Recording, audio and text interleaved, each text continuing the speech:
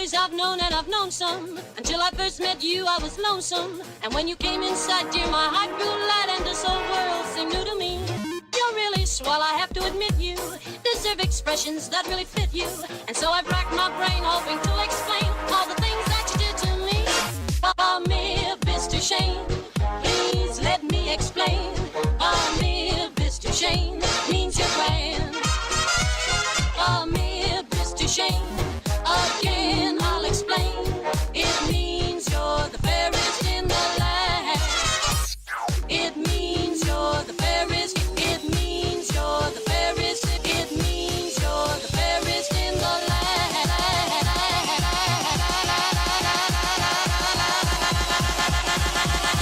It means you're the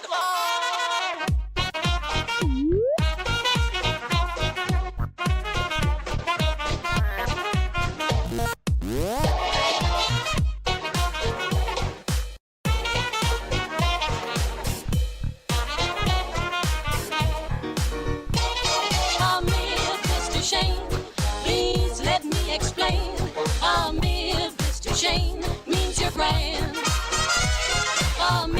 Mr. Shane, again I'll explain. It means you're the fairest in the land.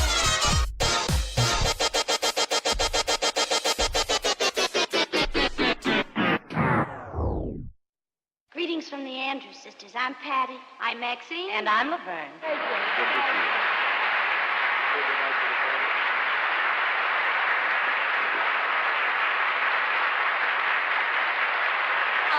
Say Bella, Bella, even Seven bar, each language only helps me tell you how grand you are. I've tried to explain, Mr. Shane, so kiss me, I say that you will understand.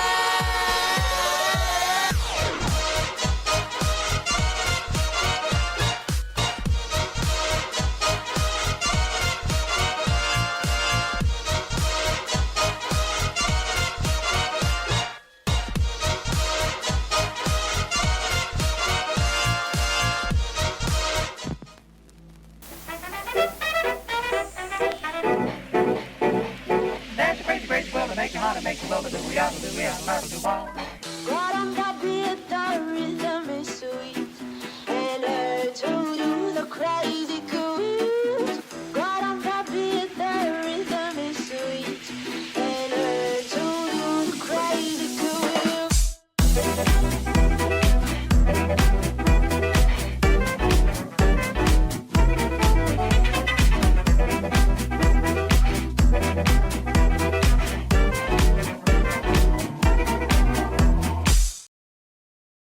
What up, what up? Welcome back to College Deadlock as the Deadlock Collegiate Series heads into playoffs. Well, it's been there a little bit, but now we're actually going to be able to broadcast it. I'm Leaf, hanging out with F. Dot. What's up, buddy? It's been a while. We've been looking forward to hanging out with some Deadlock for a bit here.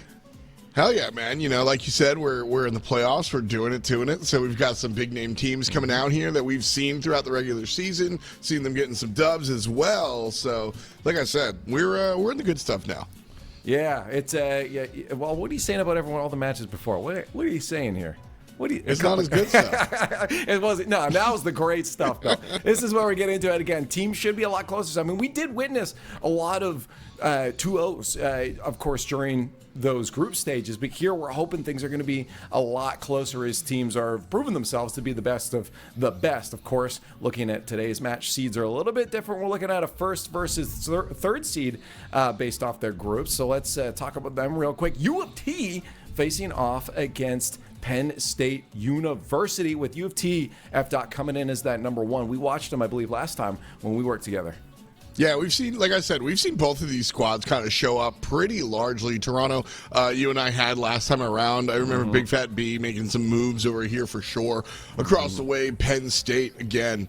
You know, they've made their way through. Schmlargo is a fun dude. I feel like Schmlargo, first of all, still hate the name. I hate it. I can't you hate say the name.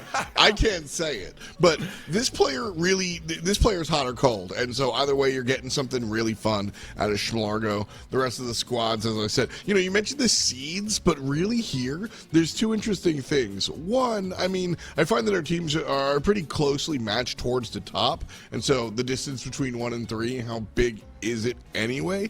And two, the fact that we're so close proximity to the last patch. That's going to be, whatever our teams might have been really good last time around, things have changed. And so maybe that does, maybe it doesn't affect, maybe it does affect. It affects the game. Does it affect the standings and how far the individual teams are concerned?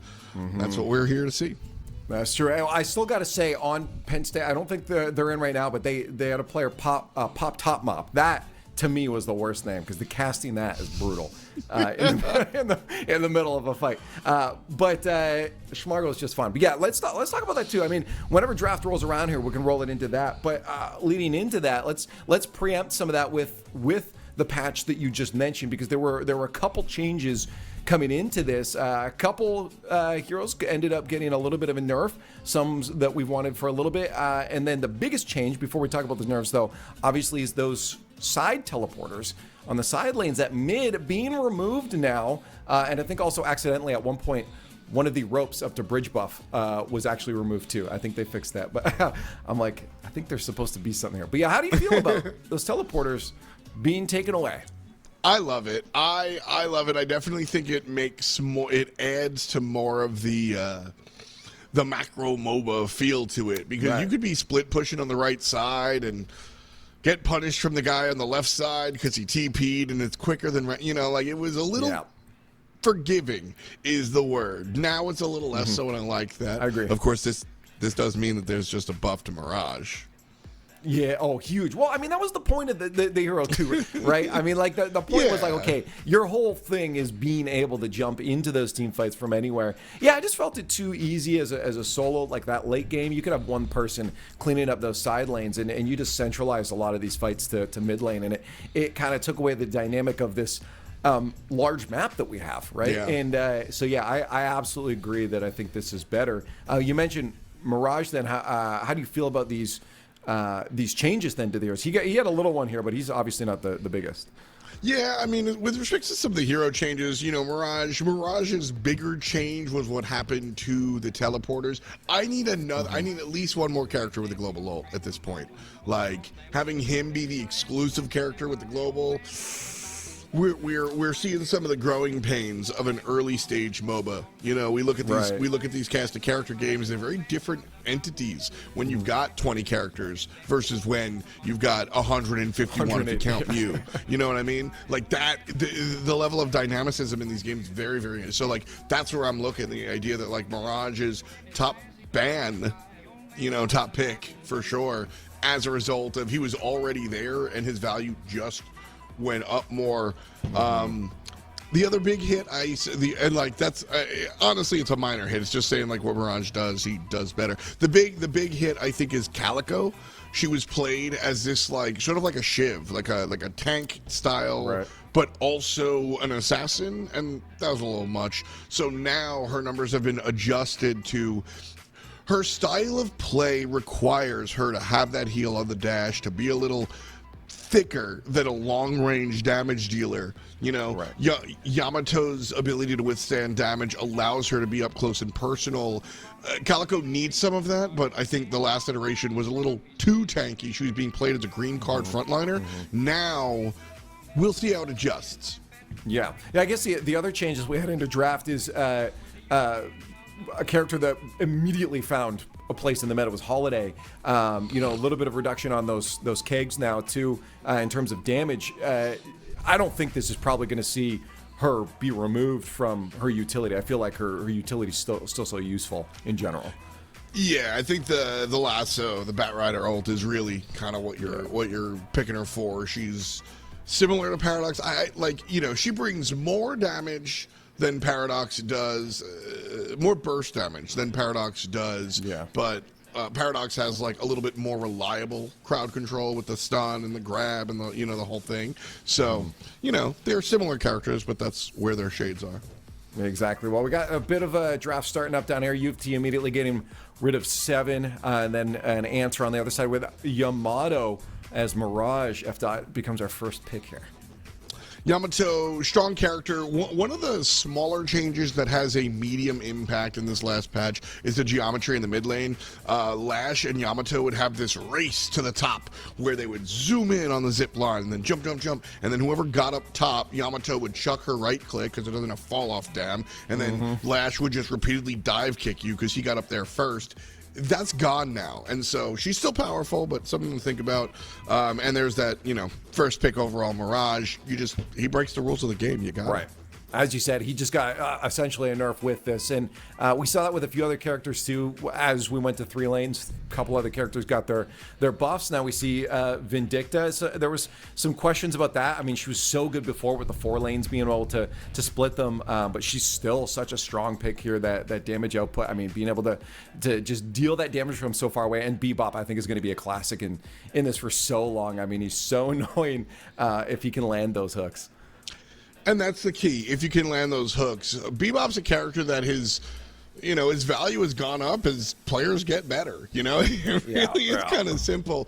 Vindicta on the other side, sorry to tap the sign, but like I spent a number of years doing balance and design for, a large AA MOBA, and any time you start injecting free money into a kit or into an item, things get scary. So my girl getting 600 souls every time she's killing you with the assassinate, that's gonna make her bonkers just by default. And we see that she's prioritized so heavily. Not a surprise here.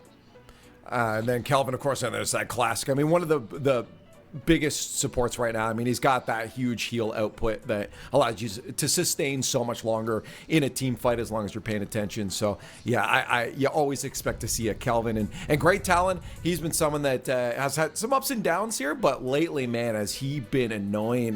If you're landing those arrows, oh man, you're outputting a lot of damage. Kelvin doesn't always get the spotlight in these team fights, but for my money, I think he's kind of like low-key the best character in Deadlock. He's got like when the ice beam comes out, 40% slow. Early he's game slowing too, your shooter rate, your fire rate. The dome directly counteracts a lot of the initiators in the game. Like, I think he has an incredible tool set, so not surprised to see him picked up. And the great talent, I always feel like, is a concession. I'd rather have the Vindicta. But great talent, of course, brings a number of strong stuff, just strong long-range damage, and of course, the Predator missile being able to be used as a satellite. You can send the owl just for vision to see where the enemy's at, or you can rotate to the fight in the other lane without leaving home. You can work from home, baby. And I really, really like that sort of like adaptability on the old man. So I still think I'd rather have the Vindicta in that long-range sniper position, but it's I'm not that upset if I bring home the GT. Well, you talked about those globals, and I mean, like I guess the closest next thing is with great talent, right? You've got that ability to throw down a ward and a moving ward, and see what's going on. I'm not surprised. We also see the Holiday come out on the other side again. That utility just so strong. I mean, the maneuverability, that movement, plus again in a team fight, you said it with the lasso being able to just lock someone down for so long alongside these kegs it's going to stay. I mentioned her alongside the Paradox, and I think these second-round bans are really indicative of what these two teams want to protect. Penn State, they want to let Vindicta fly in the sky and do her thing forever, and so they're going to ban out the Paradox, who's a pretty direct counter to that, and they're going to take the other counter to that, which is the Holiday. Yeah, you can, of course, buy the knockdown. We're going to have to see the knockdown. But that forces you're not getting the free dub with the Paradox. Yeah. And then across the way, the Mo and Krill ban out by University of Toronto. I mean, you lock them down with the Mo and Krill, and then you shoot them in the face with the Vindicta, and you get free money. Like, this is the peanut butter and jelly of Deadlock right now. So just banning out.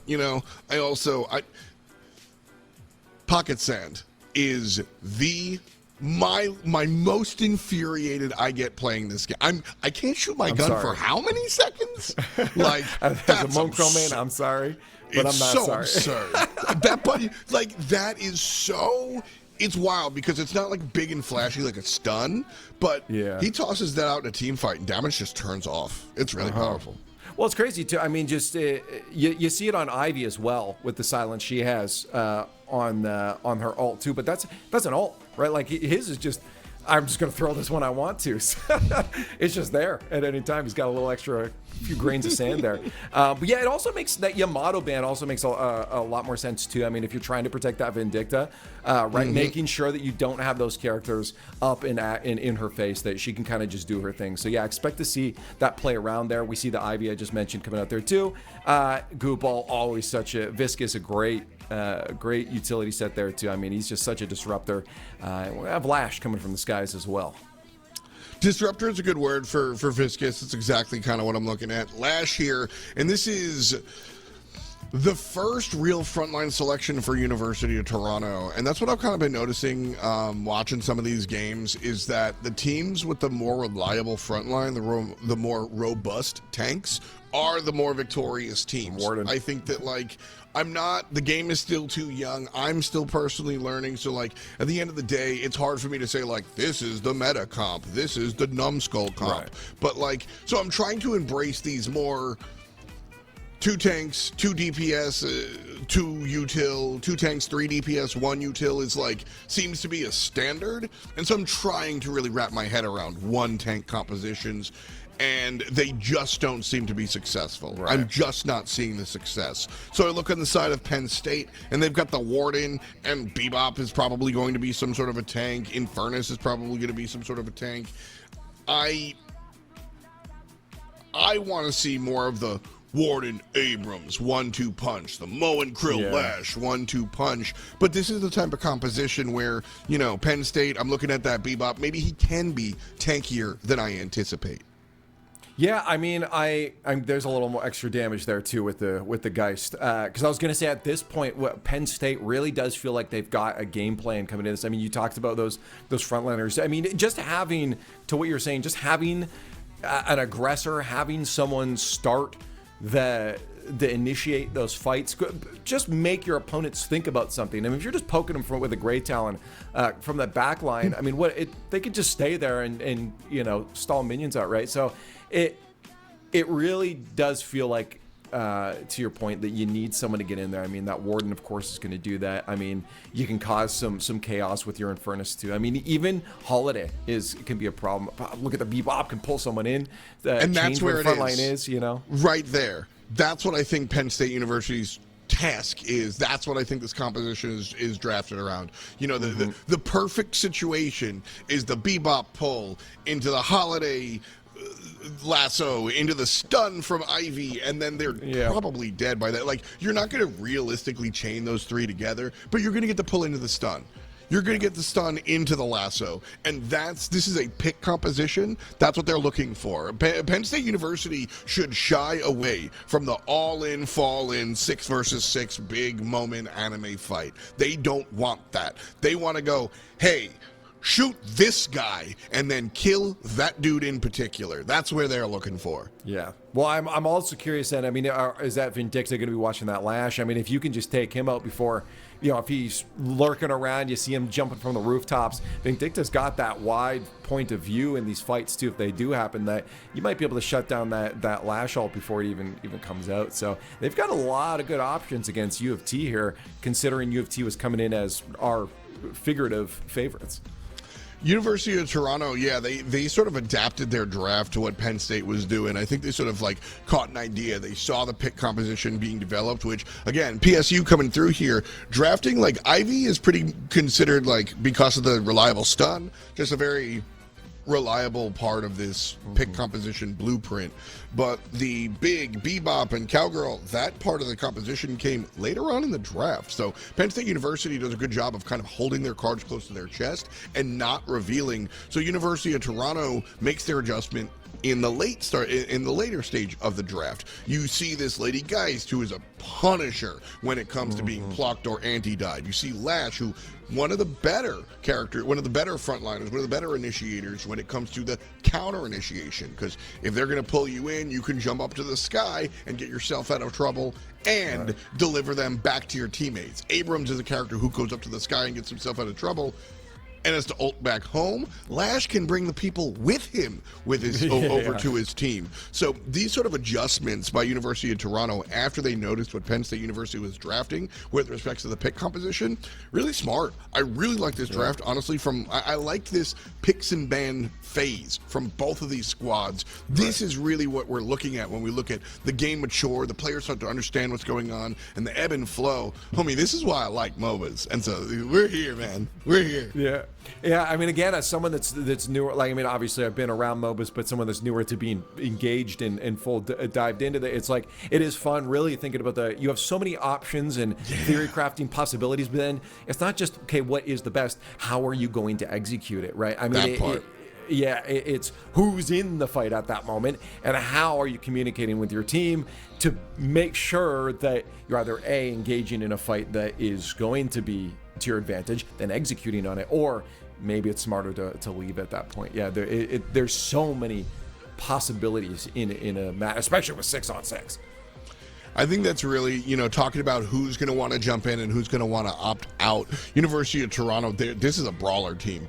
They want to fight. They want to jump on you. They want to, Lady Geist is going to dangle herself out there, dare to shoot her, then she's going to ult around. Like, that's what she wants to do. Penn State University, on the other hand, they kind of want to, just hang out. They wouldn't mind an early lead. The Warden is a character that really only gets to come off the ground if he has some gas in the tank. But again, this is a composition built to catch you slipping, not necessarily a composition built to follow their map, cross that river, and then go ahead and yeah.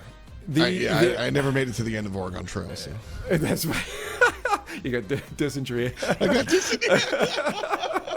Yeah, I do. Back to your point though, what we were saying with the drafts actually feeling like they were responsive for U of T is that Geist pick very specifically too. I mean, you look at you do have some of those frontline those initiators that if they get strong enough in the Warden, you've got again the Infernus that's going to be zipping and zooming on your side. That you got the Geist that can catch them off guard. I mean, if that Warden comes in and does start to cause some havoc, I mean, that Geist is going to be right there to answer with a life swap if need be. So you're right. This does feel like hey, we're confident in our ability to play any of these characters on U of T. Let's just pick what's best countering Penn State's picks. Have you seen the Minecraft movie? No, I have not. It's a lot of people have apparently, but based off its box office. But did you go? Is there a reason for this? I didn't yet. No, we jumped into the game and all the guys were we're doing the Minecraft quotes. Chicken shot. Like it was a good moment, man. Well, welcome. This is grassroots collegiate esports put on by the players for the. I'm not a player, but I crush a lot. Either way. In this lane here with the Kelvin, I like his lane phase, but Lady Geist is one of the better laners in the game. The base value on her grenade is pretty absurd, so if she catches you if you get hit by one hit of the grenade, you're half HP. A little bit of follow-up dam, watch out. So I'm always afraid of this Lady Geist lane, and it's an interesting, I think I like the idea of putting Vindicta here because if she does wind up tripping over her shoelaces and dying, she can get it back later on.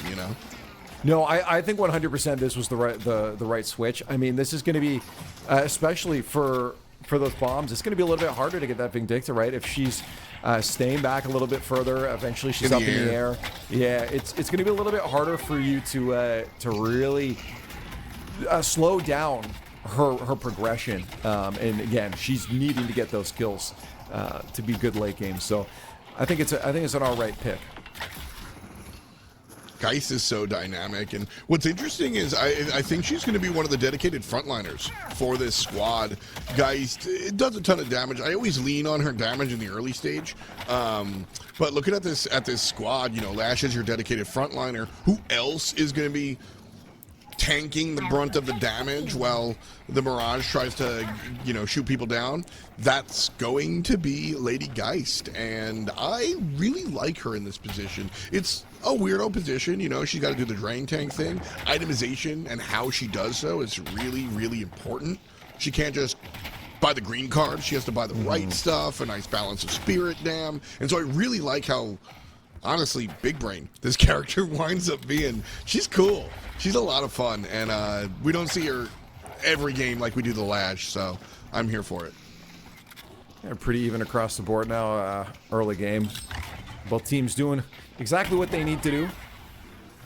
The mid Holiday trying to get in there early, see if they can get an early pick. Looking for the talent. I mean, again, I talked about that damage that he does, and look, she's feeling that. She's got to get right on out of there as Bebop almost going down. Holiday as well. Feeling some damage. Yeah, that lane's going to start feeling the pressure on the Guardian soon. It's back and forth there. I mean, that damage is high from both sides. It's wild. I feel like both of those Guardians are in trouble. Yeah, well, you also saw, I mean, Crackshot Tier 2 had a big nerf for Holidays, right? So, I mean, she's not going to be able to give as much pressure as she used to. And a Mirage and Talon, that's a pretty strong early game pressure on that lane. So, yeah, no wonder that they're feeling pushed back a little bit, and their health bar's feeling pushed back too. Visiting over here to the Lash lane, the right side, we've got Lash and Viscous. They're just on the opposition's cartilage this entire time, which should be expected. I feel like Warden is a character that really needs some gear in order to make it happen. And this is exactly how you want to see this partnership go. Warden's going to get stepped on, get pushed down a little bit, and then Infernus kind of has the keys right now and is able to push out and create some space. But a trade in the mid. Yeah, bit of a trade there. It looked like they were just chasing down a kill. That one wasn't. The bird was just needed off a leash for a little bit, you know. Felt caged up. You gotta stretch the wings before the real battle happens.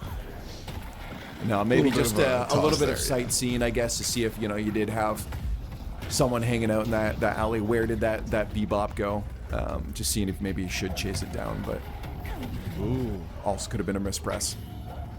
Kelvin very aware of who's in the sky. No problem. Not a big deal at all. No, guys don't but care. That Kelvin either. ultimate's going to be down for a little bit, and if I'm Penn State, I'm taking note of that. You can definitely start diving this Kelvin with the dome down. Yeah, no, absolutely. I mean, again, to a degree, you don't want to get that Vindicta 2 in there. That Geist is just going to stand in your way and tank that damage as much as she really wants with that life swap still up. So it definitely really feels like they know what they're doing. I mean, those picks and where they position them, definitely not just an accident. Ooh, Bebop, watch out. You're hurting right now. A stun there, and you should get a finish off there. Yeah, Penn State's going to lose that Bebop for a moment, but a couple on the side of U of T going down too. Kelvin, we were just talking about, disappears as well. And it's another trade, though, in this middle lane. That's really what's exciting for me about this mid lane is that, like, we're seeing these two players die simultaneously. It winds up being a win for the blue team, Penn State, on the left side, but both times we've seen players go down in the mid, it's been a one-for-one exchange. And so I guess it's perfectly balanced. I love this, too. Guys can just stand out in the open. No worry at all right now, knowing she's got that number 4 that she can slap and just be right as rain. I mean, that's what makes this character, I think, one of the harder to pilot gods in the game, is the idea that, like, taking damage isn't good, but hanging out in that 33% HP range so that you can always, like, run in, take some dam, and then, just health swap later on, like, that's a dangerous stance to play, man, but it pays off if you can do it. Oh, she's such a cool character. Oh, again, the back and forth overall pretty straight. As you said, this trade's at middle. The Mirage might not walk away with a trade on this one if he can't get out. He does manage to move his way out. As they're starting to pressure the lane, but you saw a bit of a swarm there. Bebop and Holiday were trying to get that pick. They're not happy with the trades that were going on. They want to start pulling ahead. And again, it's a really even series right now across the board. And there it is. You look at the Geist. Nice looking for save. something, but yeah, Kelvin says, no, let's just get full health again. Yeah, really nice save there from the Calvin. That's the second time we've just seen the rock to the scissors of Funcy's ultimate. Every time the gargoyle goes up in the sky, he waits for the moment, goes bloop, and then Ivy's just like, well, what do I do with my hands? So, really good job there from Calvin. Like, not like, really good job. You did your job, but I'm acknowledging it. Now, the thing is, we want to start looking at is how we start handling in a close series like this, some of that more macro, and the UFC starting to get out into the jungles a little bit more. I mean, you saw both Talon and Viscous starting to steal farm from Penn State, and I mean, in the long game, that's going to be trouble for Penn State because they're going to slowly fall behind. Here's the rundown for the Warden. We're stuck in the crevice, though. It's going to waste a couple seconds of that, but doesn't matter. Handcuffs don't land. You just walk home like, oh, well. Now it's me and my purple stuff. What do I do? Like, you're just kind of like, yeah. It's like throwing a party. You buy all the Mountain Dews, and then nobody shows up, and you're like, man, I got all these Mountain Dews, right? You're just like, what do I do, man? So Warden kind of, nothing lost. He might be more of a valuable target to dive now, but he doesn't. A lot of players will push that button and go, oh, I gotta make it, I gotta do it, and that's where you get into trouble. So good discipline to just take the L and move on. Well, look at this pressure at mid right now. Both Talon and Mirage starting to move up. They used a lot of util there, though. That'll, if they can't make anything, this have to eventually probably back up. Although the pressure on that Bebop with his health bar, he's gonna have to stay out of the action for a little bit. That Guardian's gonna start feeling it. That mid lane for Penn State might end up being the first to go down if that pressure keeps up. Ooh, Zedroid low HP. The sniper can't finish it, but it's a TKO. Geist has to go all the way home. That said, Vindicta, Kelvin, not exactly the ones that have the easiest to leverage pressure here, so it's just going to be a slight reset for the guys. She'll go home, pick up, no problem. Yeah, I mean, the big thing right now is it at least buy you a bit of pressure. You hope for the kill anyways, and we talked about, Geist is okay with that low health, maybe not that low. So yeah, she backed off here, and a steal there for Infernus. A bit of a fight at the bridge buff, and he's looking for the kill, but the escape here as the Lash moves in as well. That cube coming in clutch. Is it going to be enough? There's the ball. The disruptor we talked about, just buying so much space here, pushing the Infernus off, and they're going to try to single out the Warden as they back off. No kills. Yeah. A little too early for Infernus to really get active there. He fights back. Like, whenever I talk about Infernus, I always think about this. Like, I position him as a late game here. Listen, if somebody punches you, you punch him back. But he's not really winning these early fights. Just doesn't have the itemization, so. And again, just no real gain for either squad. Oh, this chase. Yeah, they are really going in. They want to just clean things up, and that's actually going to put Warden in a spot to potentially help it at mid there, alleviate some of that pressure that Bebop and Holiday were starting to feel, and he's going to back off, though, and just go for some farm on the way back. Yeah, I liked what you were thinking. I would have liked to see the Warden kind of stay here. This must have been communicated from the Bebop player and Holiday, who just ate it, so communicated poorly. But, hey, we got this. Don't worry about it. Warden, go back to your lane and try to push that. Warden, obviously, it didn't work out as Holiday falls down. That's, listen, one of the interesting parts about Deadlock, since the move to 3 lanes, is that this laning phase is very distinct. The laning phase ends when somebody kills a Guardian, and then they move their player into a different lane and win via numbers advantage. Like, that is very cut and dry.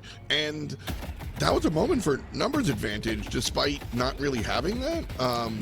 And he turned it down. I would go so far to say, a little bit of a misplay there. I think if you have 3 players in that mid lane, it becomes a much different conversation.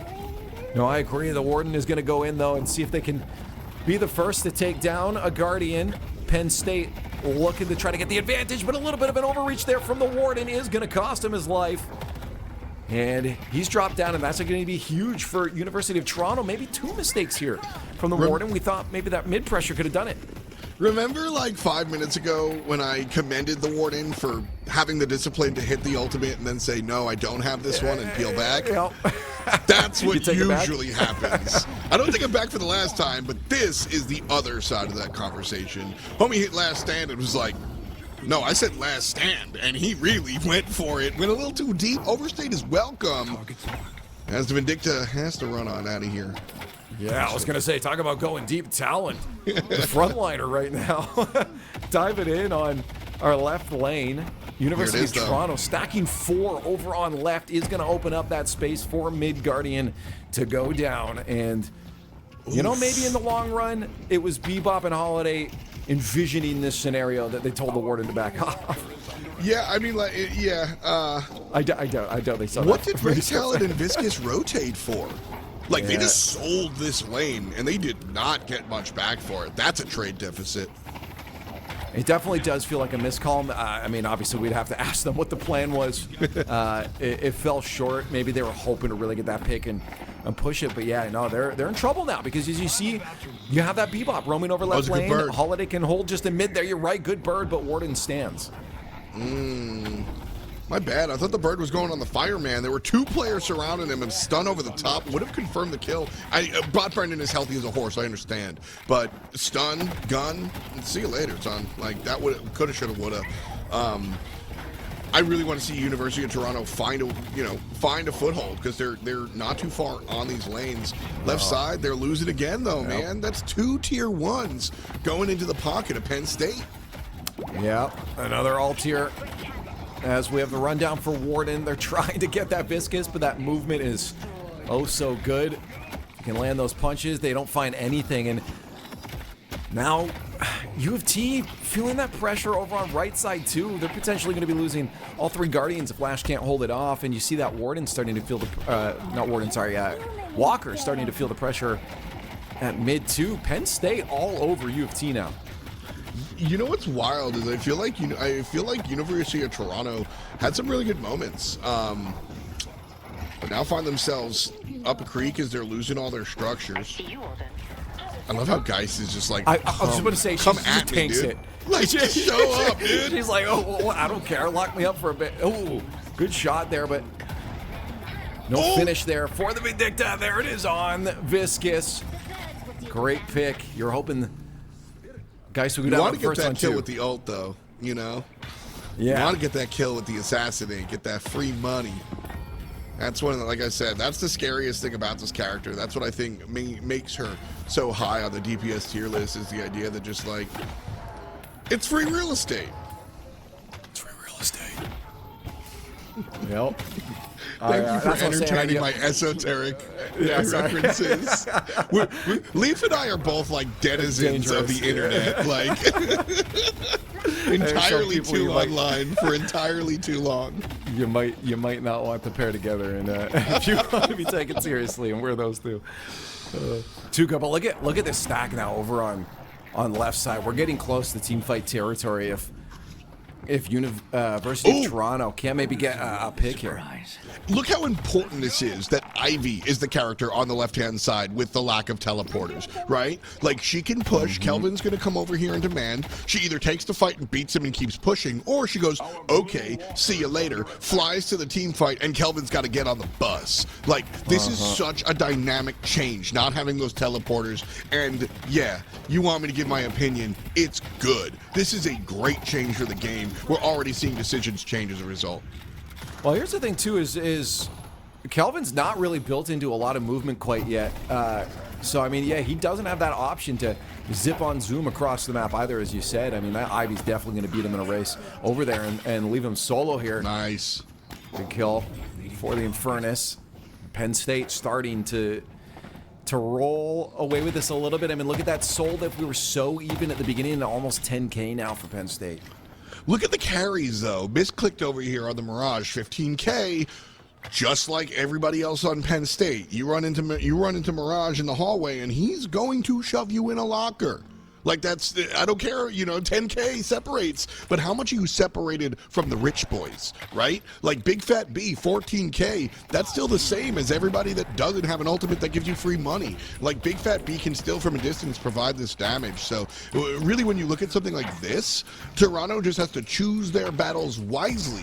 They don't have to fall back. I think that's a mistake that a lot of these teams wind up making, is they go, oh, we're down 20K, we got to leave, whereas You take a look at your farmer, your number one carry, and that guy's just down 2,000. That's a tier 2 card.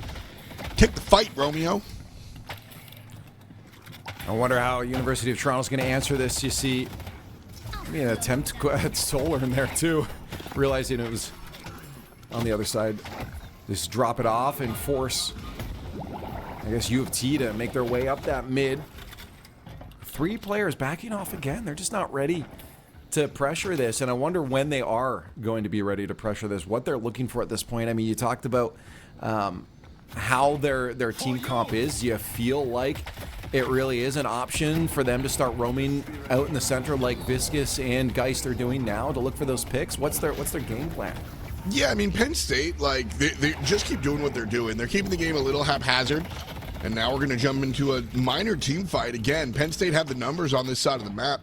Bebop, though, not... I had my stupid VMix thing covering. I couldn't see if he missed the pull or not, but, you know, that's really who I'm looking at in this composition is Bebop to start the party, like, just rope somebody in and say, you're ours now. Yeah. That's how Penn State want to do this sort of thing. Yeah, nice little hit there. Oh, and the knockdown, too. You ain't getting away from that one. And we talked about it pregame, too, during the draft. I mean, if he gets that grab and he's got a teammate around, it's pretty much GG for whoever gets grabbed. I mean, you're just dead at that point. There's very few characters that could make it out. Maybe a Moan Krill, but I don't see one roaming around. And now U of T really feeling some pressure. They'll go for that Solar as well. They got 3 of Penn State's players barreling down on that corridor, and this could still spell trouble for them as the rest of the team is getting involved in the fight, too. This is going to be way too many players here for University of Toronto to deal with. And, yeah, they're going to have to hold back. Kelvin not useful in that fight right now as he holds on to it. I think he's going to land it as the rest of Penn State backs off, actually. Meanwhile, Zedroid taking the 1v1 versus Yiko here in the mid. 3,000 souls down and still beating up the Cowgirl enough to send her home. 3 players surrounding Dream Lion, and he will dream no longer. So a nice little just collapse here by Tiny Moo and the rest. This was the wrong place to go, Monfrere. Mirage walks downstairs, but as help upstairs, Bebop's the one in trouble now. A hair of HP goes bald, and Tiny Moo eats it as well. Overall, a 1-for-2 exchange in the direction of Penn State. Oh, God, everyone else is getting involved as well. Vindicta trying to get to the air will finally take down. The guy's not with the assassinate, though, but a kill is a kill, and the rest of the team is dead. Mirage is going to eat dirt as well. As Big Fat B, the last alive, trying to split push, but Infernus has that sight on the map and makes his way over there to stop much more of a push than just the Guardian. U of T in a lot of trouble here. You said that Holiday headshot got nerfed, right? Because, I mean, you saw what happened to Misclick, right? Like, yeah. he got clicked on. It still does a lot if you're building it. But, yeah, definitely, if you land those headshots, she's still going to be difficult to deal with. Really fun character, man. She's mechanically intense. Definitely. You know, it's fun. I point to some characters and I'm like, oh, they're from this game, they're from that game. She's a Dota character. Like, there's just so many buttons going on, so many things. You gotta shoot the barrel. Like, there's just so many things going on that she winds up being kind of fun in that direction. I really like watching strong players play the Cowgirl. Yeah, no, I love her too. I mean, it's just the amount of utility, of different options that you have to either help out your team or just play solo. I mean, again, you've got that movement, you've got that CC, you've got that complete lockdown with the lasso as well. It just, and the high damage output too. It's, as you said, I'm just reiterating, it's a fun character. Yeah, it really man. is. Yeah, man. No, I mean, Solar snatched and grabbed. Oh my goodness. The knockdown's going to put a dot on it as well. And the dome, not enough. Dreamline eats it again. And Bot Brendan's going to go ahead and steal that urn. Schmargo takes down another member in yellow. And the chases aren't here for Penn State. Oh, man, I got to say, U of T, they're really going to have to pull some magic out of the hat on this one if they're going to make a comeback against Penn State, because Penn State is absolutely rocking right now. All 3 players don't care about guys. 4 players, sorry, as they just cruise on through. Viscus will keep them at bay from the walker, but Yeah, I don't know. Maybe they just didn't like the ball rolling around. No, they're grabbing minions. Okay, I was like, where are y'all going? You've just won this fight. Luckily for University of Toronto, and maybe if we roll the tape back, this was intentional. The wave all the way pushed up, so Penn State wind up winning this fight hand over fist. They get all the money in the world, but there's nothing to do because they don't have the wave. That sort of wave maintenance, very, very important. Penn State essentially, Toronto get a free deny. As a result of that, there's zero push onto the tier 2 because Penn State didn't have the wave with them. Good pick there. That's going to even things up for them a little bit, at least in terms of control of the map for the time being. They're still going to have to regain on a bit of the soul loss that they had before. I mean, objectives are a little bit behind as well. You got that extra walker down for Penn State. So University of Toronto, a little bit of cleanup, a little bit of janitor work to do here, but not completely out of the realm of taking this back. They can make the right picks in the next little bit here. Yeah, we're approaching 25 minutes. And so those bridge buffs definitely where University of Toronto wants to be. I mean, take a look right here. Misclicked. He's got 2,500 gold in hand and can't buy anything.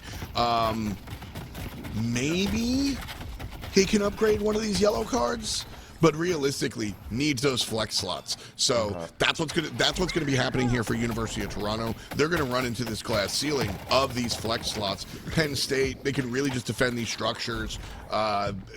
Walkers is gonna be the next one, so they can just stand tall and defend their tier 2s.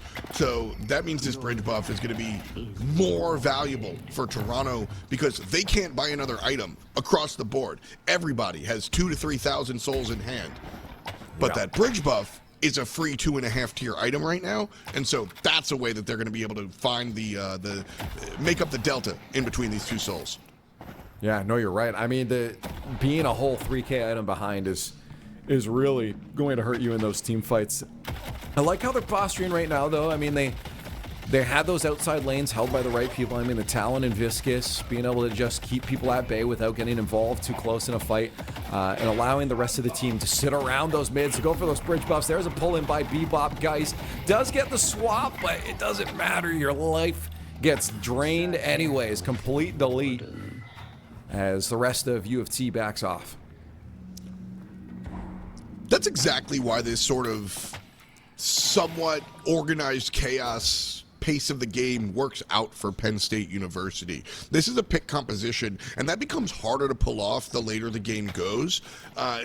In the early game, you're kind of relegated to your lanes, and maybe you get really cute and crafty and send the Bebop somewhere, but realistically, you're going to play the game. Then we get into the early mid-game, where you're really milking your pick composition. You're able to kind of show up and get that pull and get that dunk and see you later. But as the game gets later and later, the enemy team is able to answer the power more individually. The enemy team is able to just deathball more collectively. And so finding these like gotcha little ooh you should have been there moments winds up being more harder to find as the game gets later and more structured. And so Penn State refusing to give in and add that structure, they keep the floor spread. They force University of Toronto to be by themselves, and they create this environment where they can still get picks this late in the game. They're really playing their composition intelligently. A little bit of sights out there for Great Talent as we see both teams levying up for a potential team fight. No one wants to press up to the bridge at mid. Whoever loses this one, I mean, we're getting a little bit later in the game. You might end up seeing, I mean, obviously that Walker being the objective here for University of Toronto, but Penn State might be able to clean up Walker in mid if they can win the next team fight here. And we're going to see an engagement start out with the Bebop as he goes to steal that sinister slot machine, catches Kelvin off guard, and there he goes. Goodbye. Infernus with you as well. Excuse me. And the rest of the team is actually about to collapse down on them now. This will be a massive win for Penn State if they can take this. For University of Toronto, they want that Walker cleaned up later, but they're in a bad position.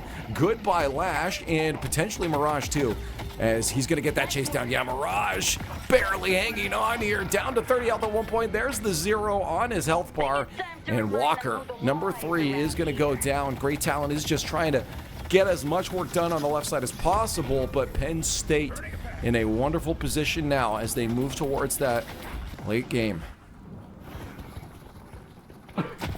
Toronto, man. Really just unfortunate situation for them. Penn State University really identifying which target to pull as well. Making sure to pull that Kelvin so that all of their plans aren't foiled. Lash is the guy that wants to start the fight for Toronto, but if Penn State is the one ringing the bell, pulling your Kelvin out of position, Lash is like, oh no, we already started, when Penn State has already killed 2 of your guys. Penn State is dictating the pace of the game. Penn State is dictating how we are playing the game. Penn State have planned this from the moment they jumped into the draft. And right here, Penn State winds up with the Fit Gamer Rejuvenator. Go ahead and pop up the Fit Gamer application and, I don't know, get involved or whatever the copy says. Penn State on top of it. Yeah, it's what I thought would happen here. Take down that walker, go for the Fit Gamer Rejuve, and start working your way down mid. I mean, you see them all collecting around. This is going to be the game plan. They've got lanes in a decent position as well. I mean, the only one that might feel pressure is left side, but hey, who cares? I mean, that walker's already gone. You've got lanes at mid and right. You can start pushing up, and here comes that first Rejuve base push.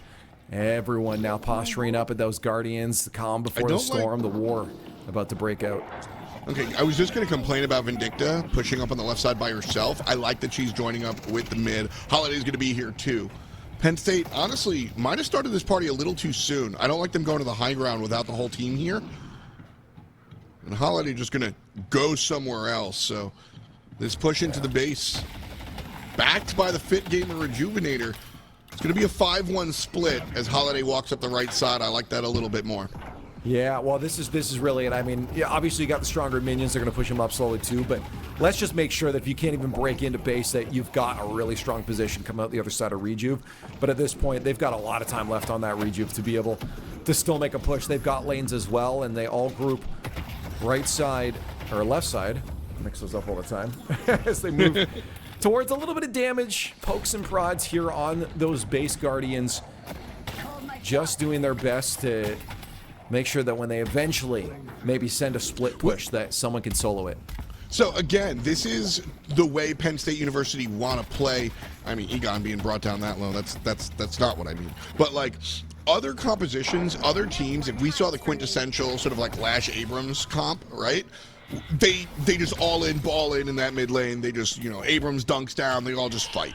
Penn State here playing it a little far away, looking to catch somebody slipping, get that yank, stun them down, and then fight 6-on-5. That's why they don't mind sending Holiday off to the side. That's why the Ivy stays local. You might be asking, why doesn't Ivy go split push? Isn't that the better contender to split push? Then she can join the fight by way of the ultimate? Yeah, that makes sense on the surface, but when you look at how Penn State want to fight this, they want to pull into the statue, into the kill, so she has to be local. You got to send somebody else out there. Yeah, and you're wondering what maybe U of T was going to do in this time that we had Penn State backing off. I mean, obviously they don't want to dive too far. Rejuve's still up. I mean, you can get caught out and you're in a bad spot if they do end up getting a pick here, but it does feel like they're kind of going to have to sit and play a little reactive here. Mirage, you're in trouble right now. They dodge away from that first grab here. Yeah, get the heck on out of there because you're not winning that fight. Not at all. That's a small win for Penn State. The problem is Tiny Moo, the pull is not an ultimate and on a low cooldown. A couple of yellow jerseys here boxed in by Penn State. And this should be a losing fight for them, but Penn State all of a sudden, they're taking some damage. Bebop brought down to 10% or lower. And Yiko actually is the one that's going to tank that hit for him. Tiny Moo gets on out. But the rest of his team not so lucky as Yiko falls down. I don't know how big this window is, Leaf. I don't know if they're going to be able to really find something here. But if they chase down this Bebop, 2 kills might equal a tier 2.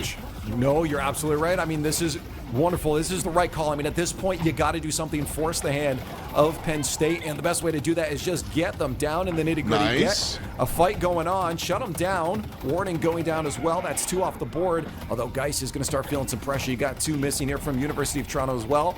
At Ivy, getting right in there, trying to shut down that Geis as much as possible. She has so much sustained in these fights, and it is U of T that is eventually going to succumb to the team fight as that great talent gets involved as well. Good night.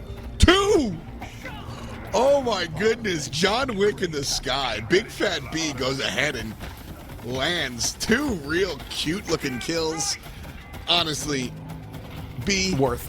take that, clip Yeah. it, and just don't like edit out the part where you die. That's a TikTok. I'm like, absolutely, I'm buying that one. Unfortunately, big picture, Penn State winds up winning the fight. Mirage is all the way in Calabasas, so it's going to be both shrines for the blue team. Not sure they're going to be able to take this down, but Ivy always has some surprising damage output. Oh my goodness, Mirage just hit backspace on that guy. Oh my God, yeah, you're gone. That was wonderful. And Ivy is he's gonna make it out of there too. Jin. Not quite. Good pick. You love it. Jin's mark's still on there too, making sure that Ivy's not gonna get away. And yeah, I think overall, I actually really enjoyed Big Fat B's sacrifice as well. I mean, obviously you don't want to die there, but getting those picks too really made sure that you had that space. Yeah, you lost those shrines, and you got that extra slot there for Penn State. But at the end of the day, I mean, it really doesn't matter. University of Toronto needed something, and Yeah. I think without those kills there from Big Fat B, it was pretty much done at that point. 2 shrines traded for a team wipe and the 2 tier 2s that were needed for the flex slots. University of Toronto immediately find themselves in a much better position. Last time we spoke like this, before that last engagement, Penn State were in the driver's seat, hand on the shifter, foot depressing the clutch. Now, Penn State are still driving, but University of Toronto's in the passenger seat. And they're leaning over, grabbing the wheel. This has become a game because of that last exchange. So really, really impressive bite back from U of T.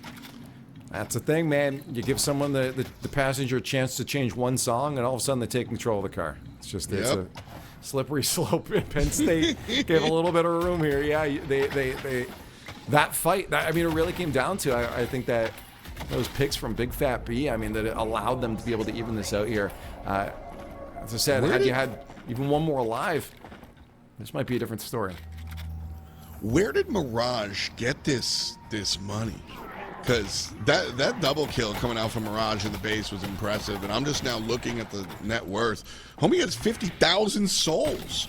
Like, that's one of the things that Mirage can do. He can farm really well because there's no penalty of being away from the team. When we talk about how well can a character farm, we obviously look at the clear like 7, but we also look at how much of a tax there is to be away from the team, and you can just TP to the rest of the squad. So not a huge deal for Mirage. So that's like part of it, the fact that he can always just be shopping and then just doot back to the team. But I don't know, that's a lot of money. 51K, dude.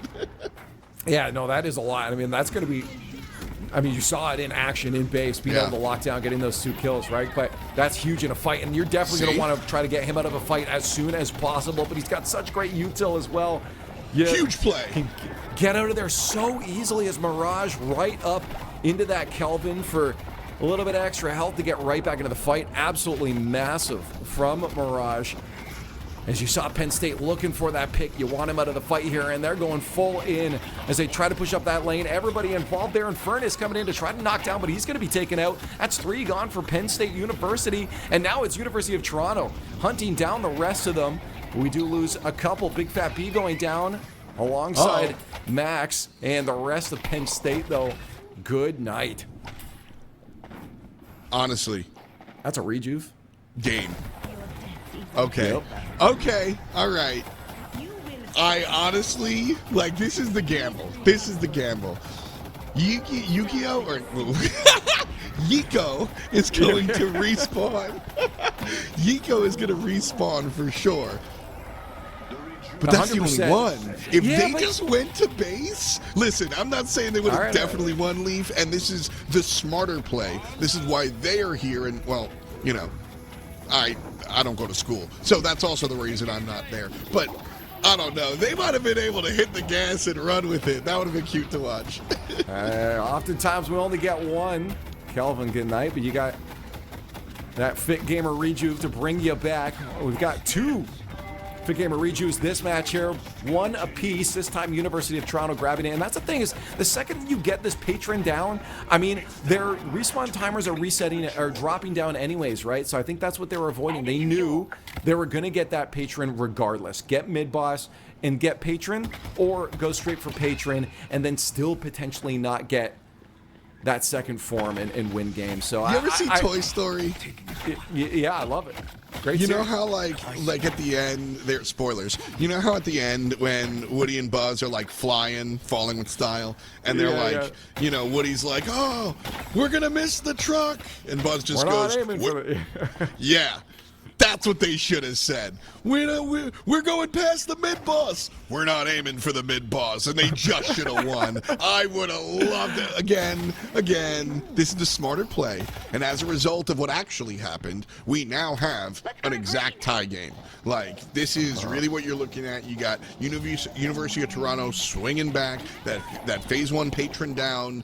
This is not winner takes all. It really depends on where we have that fight, but we are 1 to 2 steps away from the game just ending.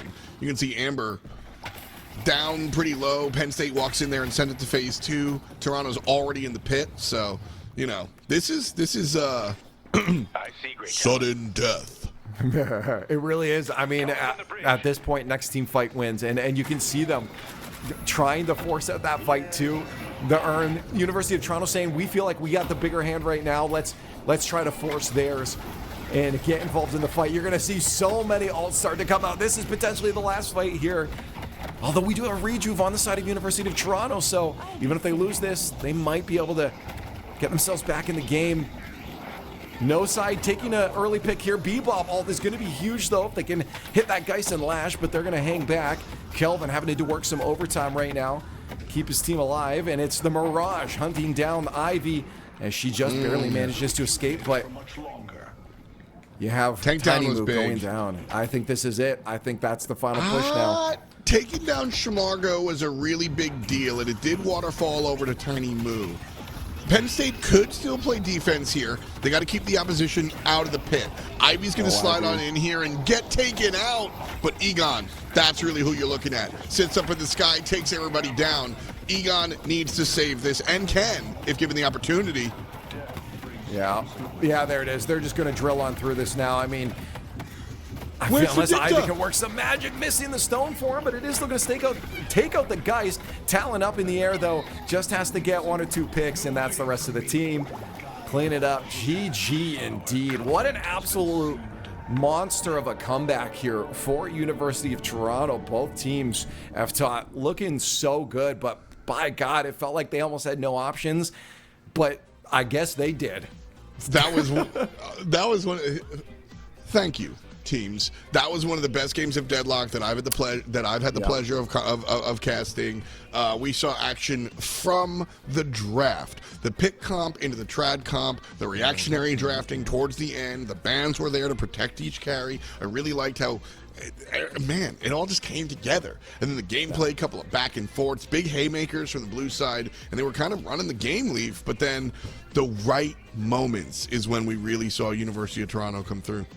I worry now, though, coming into, the game number 2, how Penn State's mental is going to be on that. You feel like you almost have a win on your hands. You really feel like you've got the momentum. Great. Our draft is great. We're kicking butt. We're keeping it close. We finally capitalize on that early mistake there from U of T, and they held that lead. They held that control for almost the whole series, only to have it be taken away in those final 10 minutes of gameplay.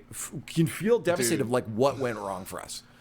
40,000 objective damage coming out from the Mirage. Listen, 11 players were playing a PvP game here today, and Misclicked just went out and PvE'd his way to victory. And I mean, like listen, what he did there defending the base was the beginning of the turnaround. He just bopped some players, and I mean that's a heat check. He was just like, can I? Yep. Oh, I can.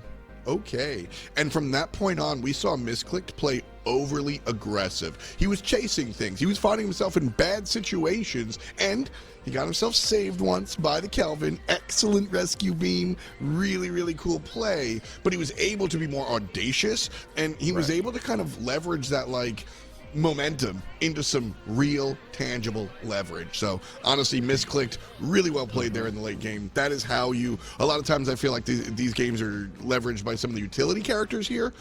This was the carry doing work. Yeah. Oh, absolutely. I mean, all around, I mean, I think there was just good comms. I mean, from both teams, but U of T, I mean, you even saw some of that split pushing there from the great talent throughout the series, just making sure that whenever there was a lost fight, you know, they weren't losing that lane pressure too. So yeah, overall, good play from U of T, and this shows why they went number one in their group overall. They had that adaptability. It felt like we're finally going to see them fall down here against Penn State in game one. But yeah, what a hold on. But they're going to have to do it again with a game number two. As you know, this is a best of three, so we'll see how Penn State answers in a bit. But before we take a break here, I do want to give again a shout out. You saw the Fit Gamer Rejuve, but Fit Gamer again supporting college Deadlock. Fit Gamer isn't just about gameplay, it's about optimizing everything that impacts performance. Sleep, nutrition, mindset, exercise, and in-game mechanics all play a role in reaction time, endurance, and decision making. Want to compete like a pro? Train like one. Go download the app right now, exclamation point. You saw the command down there in chat.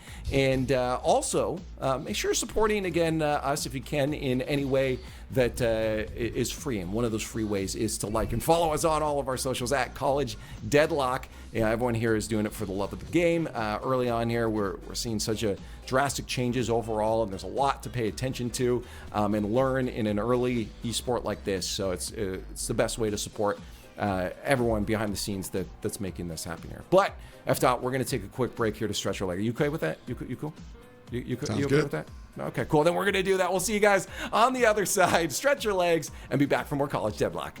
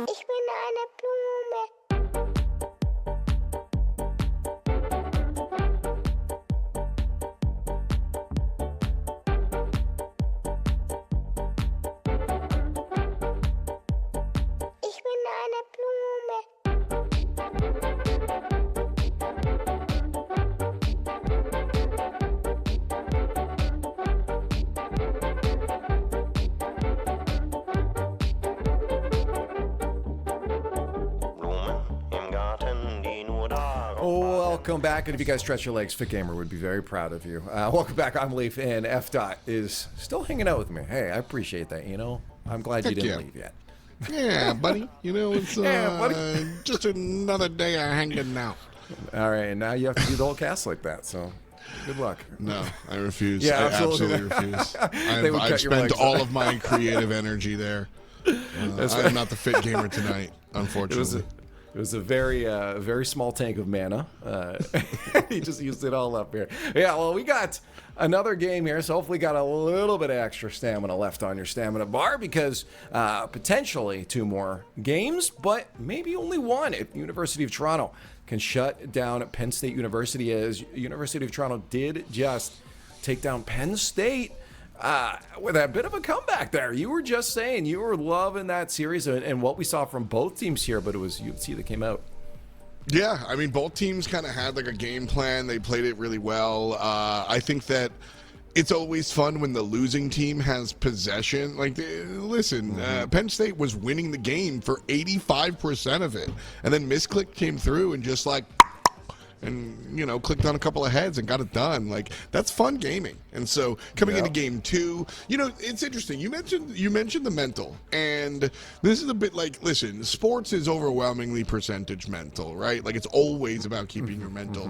But I find when you come to the high level, which honestly, this is high level. This is high level Deadlock. When you're here, the mental winds up being pretty strong across the board, right. And bone to pick when it comes to collegiate esports. If you're doing it right, that's the skill set that you're fostering in your students more so than the damn meta.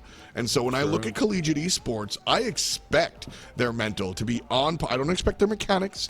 I don't expect their game their game plans, etc., to be at the level of a professional team, right? In Deadlock, whatever that means. But I expect their mental to be there because that's what you're learning in collegiate esports: how to be the guy. And these are the lessons that you take home when it comes to collegiate sports. So if your program's doing it right, I expect these players to come in game 2, shake the Etch-a-Sketch, and jump on into a fresh start. That's really what I expect to see.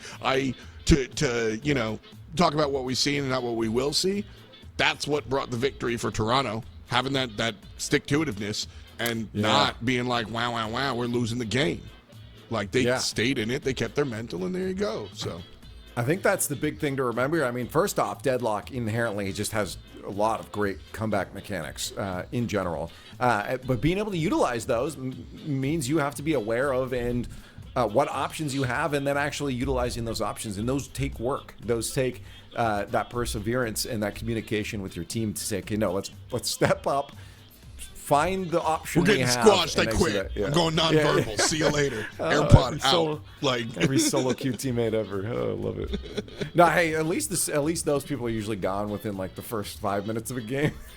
So you're like, yeah, we have to deal with it at the end there, right? But yeah. Anyways, we head into game 2 as next draft coming up, and I'm curious what massive differences we're going to see here because off the bat, how do you feel about this Mirage ban? Maybe they just didn't want that. I guess that on the other side. He's the first. He's the first pick.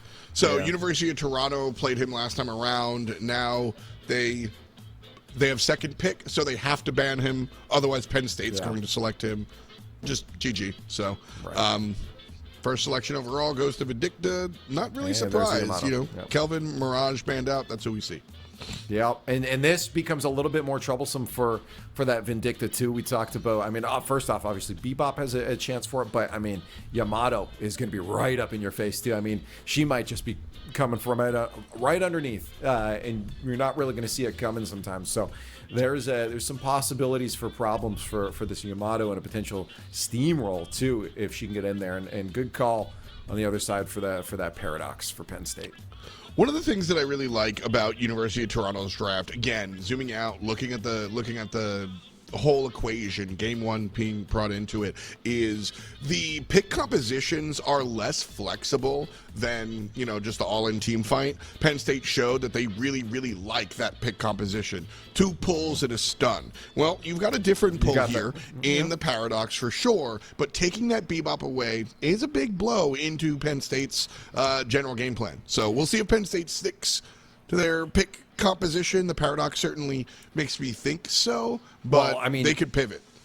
Yeah, add Mo into the mix as well. I mean, there's Pick Central right now, or even if you're just going for the solo, but I mean, you combo that as well with Paradox, you combo that with Vindicta. I mean, this still is a heavy lock them down, get the free kill kind of situation. Oh, yeah. So I think that's still the game plan for them. Now, the question is, for sustain, I mean, what are they going to look for here? Viscous on the other side. Love the Viscous as well, because Viscous is a character that shuts down that pick composition. All right, you Paradox pulled us. Cube. Or also Ball. Too. Yeah, he can get out, but his ability to just cube his whole squad is so important. So University of Toronto, again, they're like, all right, you showed us your hand in game number 1. We're going to take your stuff. We're going to take the counters to your stuff, and we'll see how you guys pivot. If you don't, because listen, you can still, just because they have a cube doesn't mean you can't play Paradox into Holiday into Ivy and do the same damn thing, right? That's still totally doable. It's just harder, and you have to pick your spots smarter. And so University of Toronto are arming themselves well to play against this Penn State University's pick approach. We'll see if Penn State sticks to it. Yeah, and 7, once again, being taken off the board. I am curious, if Penn State's going to react to this now, seeing that, okay, University of Toronto, they're shutting down our game plan. Do we switch it up or try to shut that down as well? I mean, I guess if we're looking at Penn State, do you have any early picks that maybe you'd think that you would like to see for Penn State in terms of an answer to University of Toronto here? Honestly, no. If I'm Penn State, one of the things, if I'm going to put on my Penn State coach hat, one of the big things that I'm telling my team is to not overcorrect. Keep in mind, Penn State was winning this game for 85-90% of the game. Misclick showed up with a bajillion souls and then just went to town. That happened, and we goofed. Absolutely. We played into their hands. Absolutely. But the strategy that we picked was working for the majority of the game, and we just didn't seal the deal. I wouldn't deviate too far away. The Viscous scares me a little bit, but outside of the Viscous, see where Toronto goes, and if it's still a composition that bodes well and getting picked, then if I'm Penn State, I stick with it. Yeah, I'm curious for University of Toronto now what we're going to end up seeing. I mean, are we still... do we see misclicked on that Yamato? I mean, is Lane, you want him on that damage output, because again, he's not been misclicking, so where do we end up seeing him with that Mirage obviously gone? That's a good question. I am always a person that asks for the Wraith play. I love that character, and I think Mirage, what we saw to misclick, just left click ADC style, if you will. I was gonna say, Wraith definitely plays into that gameplay. Realistic, I wanted to see University of Toronto, I want that Geist again for University of Toronto. I think Lady Geist played a really good game. I think Zedroid played a really strong game on the Green Lady, and that was a big deal for University of Toronto, especially as the game sort of transitioned into that late game. All eyes were on the Mirage player, but Lady Geist was consistently shutting down these pulls, getting in bad states, and then finding her way out. Really, and even when she was dying, Leaf, she was extending the engagements long enough for her homies to show up and then finish everybody off. That was really important to what University of Toronto was doing and how they wrestled control of that game back, so I want to see her on the field again. Pocket coming out. I guess in my head I was thinking of maybe some other characters that would work here, but so it's kind of out of pocket for me. But this character, how do you feel in this lineup? I mean, maybe I'm just missing something here because I'm not as experienced in the mobile world, but does it feel like it lines up with what they were going for?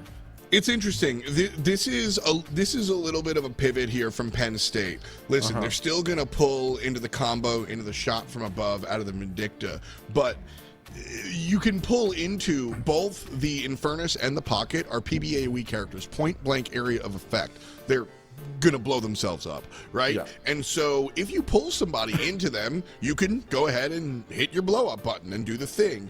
Or University of Toronto playing this more, they've got a pull, they've got a traditional initiator in the Abrams. If things go the way U of T want it to, where we see just a standard approach to the game, well then Pocket and Infernus can then play those counter initiators. You're going to full on jump on us. That was the wrong choice. And so Penn State not fully pivoting from their pick approach, but more well-rounded than the all-in 2 pulls, a stun, and a pizza place that we saw in game number 1. Yeah. So we do see the Wraith for who I would assume would be the misclicked. I like that choice. Yeah. And again, U of T just goes pretty classic with 2 tanks, 2 damage, and 2 big dudes. Well, my question is that last one, are we going to see Alash again just to play into, hey, get everyone in a zone? I mean, throw them over to the Pocket kind of situation. I mean, we know that they're going to be comfortable with that character. Do we see that as their last pick? I would like to see it. You banned out the Kelvin in the early stages. Obviously, there is no Kelvin on the other side. You've got the last selection. Lash is one of the guys that can work both... Yeah. Viper? Oh, wait. Oh, sorry. My VMix thing was blocking it this time, and I missed it. we got the Call of Duty jetpack guy out here. I have yet to see Viper play in a competitive environment. Penn State are in the hole. They did not win game number 1. Usually you'll see a team that won game number 1 play the Pocket, because this is playoffs. This is where you pull out the strat you've been hiding the whole time. Is Viper the strat you've been hiding the whole time, dog? I don't really know if that's the case, man. I mean, Viper does come in as a good finisher, right? With that Venom, or I'm forgetting the name of the Venom, but that last chunk of health, right? If you can get someone low health and just finish them off, I mean, you get a locked. If you combo that up with Mo, I mean, that's a kill instantly. I mean, I could see, I definitely a little out there for sure. I mean, I guess if you look at the last game, that Lash did have a little bit of trouble getting involved in the plays, but there's a possibility here. Yeah. What are you cooking? I'm seeing it. You know, the ultimate, the Bola coming out kind of plays into the whole, like, kind of what I was saying with Pocket and Infernus, where you can pull them and you can Bola them, or if Dynamo and Abrams kind of classic initiate like it's League of Legends, you can counter initiate with the Bola. There's something to be said about what they're doing here. You really have to have that Viper playing a little sneaky role, though. I mean, she's got to be making sure that she's not in the fight. Off to the side, maybe hiding out in a crevice, and then comes in again. See. Like, that's the one part. That's what it says on paper, but so constantly when you see, you know, the actual execution of some of these oddball characters is, you know, listen, man, I'm, you know, where my popcorn at? I wanna watch this. I'm down for entertaining. Yeah, I mean, I didn't expect this. Like, this is honestly like. I am going to enter the game. Sorry, I'm a bad dude. I'm going to enter the game disappointed. And I'm going to need Penn State to show me that this is real. Because, and listen, we're all learning here. The game's in its early stages. I'm not sitting here saying, like, I'm the master. But theoretically, we're the big nerds up here that tell you how it should go. And Viper, here's where I'm coming from. Viper is, I have seen him once maybe in competitive, play since the edition. There are other characters who are more attractive that are available right now in this draft. You know, you could go frontline and go with the Geist that did well for Toronto last time around, or you could, like, there are a number of different options. I don't think, so that's why I'm saying I don't love it. But That's the cool thing about sports. If Penn State shows up, they show us something we don't expect. They have some meme build. They're constantly hanging on the walls. They're making use of that bola. And we come out of here going, damn, ain't nobody picked the Lizard ever. This is a watershed moment for the game. That means sports happened. And that's the good stuff. So I'm going to enter this game saying, like, we'll see. Yeah, but I'm eager to see it. Long story short, it's Penn State's game to impress us. It's Penn State's game to prove to us they can have it. And maybe at the end of the day, I was going to say maybe they just want to go out there and have fun, which is what they should be doing. But it's playoffs. You like, were no, also so man. close. Yeah, that's what I'm saying. You were so close it. in that series, right? Like, it's not like this was a blowout that there's just no chance that's that why you I'm have to sitting win here this. saying, like, this has to be real. Like, y'all came way too close. And this Penn State squad, like we've seen, this has been months in the making that we've been doing our college deadlock circuit over here. This isn't just like 1 or 2 Saturdays. This is any given Sunday that we've been playing out here. And so I had to check that it was actually Sunday. I never know the day of the week. But like, Yeah, same. it was kind of, I'm here for it. The choice to go a curious direction, which, by the way, the players are getting ready. We're not yapping just to yap. The choice to go this crazy of a pick in game 2 when you're in the 1-game hole, that's ballsy, bro. Like, that's all right, man. I'm here for it. Like I said, I'm not going to hate. I'm going to quizzically stare over my glasses, but I would love to see this work. I would love to go to a game 3. And straight up and down, man, like I said, much love to all of our players. I'm not the nice guy, and I had a real good time in game number 1, so I want to see another one. Yeah, that was just looking at the picks going in here. We've got it that, lights out on the Mirage before is on your Wraith. So correct call on that. And prediction and the Zedroid going on the over to that Yamato. And then it was Schmargo, the Warden from the game before, that's gone with the Viper here. So maybe, right, I mean, we saw how a couple times he was getting aggressive, getting in the fights. I mean, Viper's got a gun and does a lot of damage, and so maybe that's the play. Play to your strengths as a player. Right? Viper's got a gun. That is. I don't know. I mean, you're not wrong. You're not wrong. I think here ultimately the best approach is to take down the opponent's patron before they take yours down. I think that's really my heart. Whoa, hey, come on, let's. I know we're pulling out weird strats right now, but let's keep it realistic, Dude, Schmargo on the Viper, man. Can we get into game yet? Come on, players. Let's go. Waiting on one someone. Player. It's got to be It's a Schmargo. 3-game set. Take your PP beforehand, Brody. Come on. It's got to be Schmargo, though. They're saying, okay, what was my strat I was working on? He slithered to the bathroom in between. Yeah, like, oh, where's my notes? I forgot. Yeah, it's got to be an interesting one for sure. I mean, it definitely feels like overall University of Toronto, already given the fact that we had an even drafts coming out of that last one, still came out on top, and even pulling up from behind. The fact they're coming in this, on paper looking a bit stronger here. I do work for Penn State.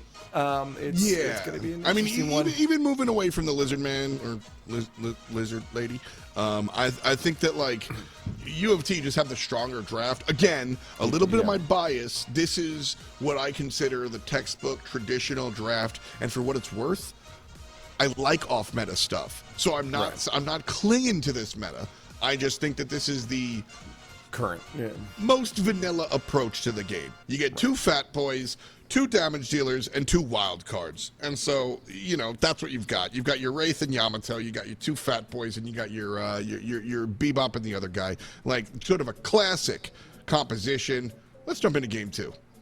Yeah, well, we'll find out now. Penn State can bring us something special against University of Toronto, because you definitely need something special coming to this draft already.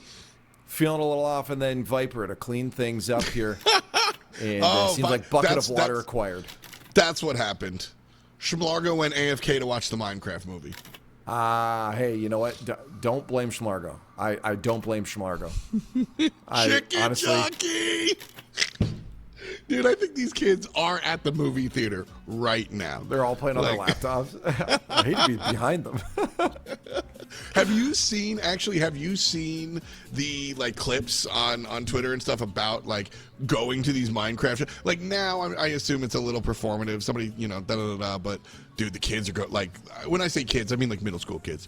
The kids are going nuts, bro. Are they really? Like, it's popcorn's being thrown. Kids, like when Jack Black said, listen, I'm a boomer. I don't get half the jokes. Like, this is the first time I've ever felt old, and it's kind of funny. But like Jack Black says chicken jockey, and it looks like 2013 Harlem Shake. Like, it's insane. The whole place just, it explodes. It's wild. Is this the MCU for preteens right now? Is this like... Dude, you know what it is? It reminds me of like the Pokemon movie coming out when I was a kid. Like, me and all my friends were like, oh my god, look at Peekaboo and Togepi. This is the new age. And our parents were like, you see them liking this Nintendogs? Like, they didn't know what the hell was going on. I feel like that's what's going on with the Minecraft movie. We're like, this is a religion to these kids. And it's so funny to me. Yeah, it definitely funny is a word to use. Worrisome maybe is another. But yeah, no, I don't blame them. I mean, look at these brands like Minecraft. I mean, it's the Legos, right? Like, it's this world where you spend so much your childhood. Fortnite's another one like that. I love it. It just, sorry to drop the F-bomb, but like, if these Fortnite is cringe. Yeah, these are the brands that people have been Fortnite around Battle for Pass. so long. No, I mean, like, we'll jump into game 2 real quick, but we are collegiate, and I do think that one of the cool things, as much as I meme and mock it, stuff like Minecraft, stuff like the Roblox, stuff like UEFN, these are the opportunities where people can make games. We're playing Deadlock, a game based on arguably League of Legends, a game based on Dota, a game based on AN of Strife, which is a game made in some kid's bedroom. All of our games that we play today in big esports were made as mods. Counter-Strike is a mod to Half-Life, and Tac Shooter's Valorant is based on Counter-Strike. So now we're giving the kids the tools again, and I'm a big fan. Game 2, Penn State, University of Toronto. No, absolutely. All right. We'll find out what this Viper can do. Seen the strat early on. Might be get up in the face, try to steal away a parry and get an early pick. But, yeah, Viper going to be our focus for Penn State. Wild. Not just because, hey, this is the carry pick, but because it's quite the opposite. We were curious to see what's going to go on. Looking at the other lanes as we start early on here, how do you feel, I guess, about these lineups that we're seeing, at least on lane 1 and 2? Wraith at the Bebop here. Bebop largely protect the Wraith that's going to be hanging out. If Paradox winds up getting a pull out of the carry, Bebop's going to pull Paradox right on back and try to, even that up. Infernus, I like the Infernus here because Infernus is like, look, bro, I don't want to fight before 15 minutes. And Wraith is like, fine with me, bro. So, that's really, they got their 2 bodyguards with the pulls, and they're just going to sit, chill, and wait forever. So, mid lane, pretty cut and dry.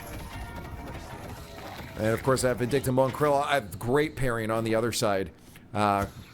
Early pick here. They take down that Viscous, actually. Vince, who ended up getting the kill. Was it the pocket? Ended up cleaning that up. But hey, that's a good start for that lane.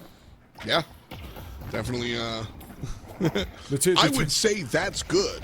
Yeah, the lane that we were most critical of getting the first blood. Definitely, Schmlargo and Yiko here sitting at 2K. Big deal. I really, like I said, we take a look at zoom out and look at Penn State. Yiko is going to be the frontliner alongside Funsi, right? So Egon and Schmlargo are your DPSers, really, right? Like Brendan and Tiny Moo wind up filling those util spots, and as Tiny Moo fills a casket. Early aggression coming out in this mid lane that honestly I didn't really expect. No, you're right. As you mentioned before, I mean, you've got a couple sitting mid there that maybe want to wait back a little bit, go that ADC route, just grab some of those soul steals here. But the aggression pays off for them. And over on the other side, there's some aggression as well. Vindicta trying to look for that finishing kill. Can you find the Yamato on the other side? Hunter down. And I'm wondering where that Moan Krill went. He's got to back off. And I think Vindicta's going to have to do exactly that too as the rest of the minions push up the Guardian. That's a big part of why Vindicta is so highly prioritized compared to some of the other damage dealers. That was completely safe. Like, yeah, she's in no man's land, 1,000,000%, and she floats above her. But she doesn't really invest in any, as far as like going too deep. At any point in time, she could just sort of like drop to the ground, and as long as she's playing it correctly, she's not going to overextend. It's harder to overextend with the flyer. Oh, huge aggression here from Mo. This is great. Goes for the parry and misses it, but does get a lot of damage on that Dynamo, enough to just push it back. And with Zedroid down, you can see a lot of aggression from this Moan Krill. He's got a nice health bar, allows him to just get right up and aggressive on those Guardians. He's actually hiding in the corner right now with 50 health. You'll love to see it. Oh my good, and they were looking. I think University of Toronto straight up could not find the fat boy. Well done by Dream Lion. That's so funny. That was really, really good. And this is an important answer back from Brendan, by the way.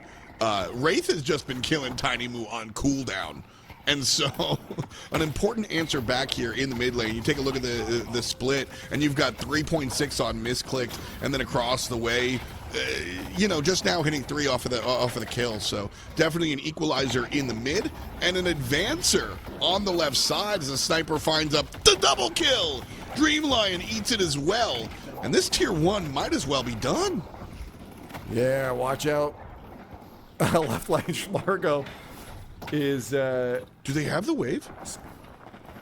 Okay, they brought it down to about 25%. Yeah, I was locked in, dude. I thought they might have gotten a 5-minute tower. That was close, though. I mean, what's that health at right now? Is that like?